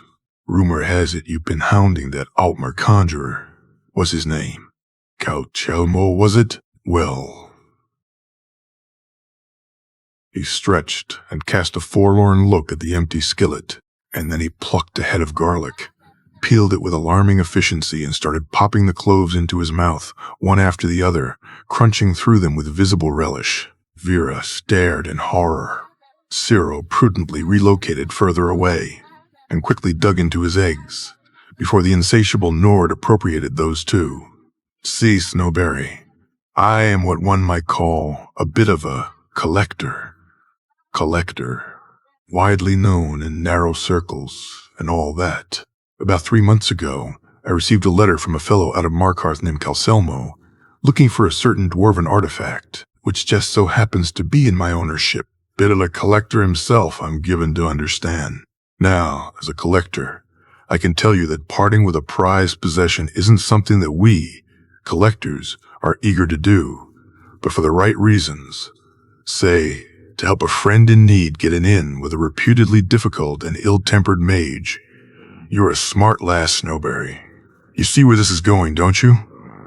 Oh, but she was in so much shit, because now she had no doubt that as soon as she brushed aside the offered carrot, the stick would loom into view. Suddenly, her little game with the Dunmer acquired a whole new set of stakes. What's on the other side of the coin, Unnar? Suspicious creature, aren't you? Realistic.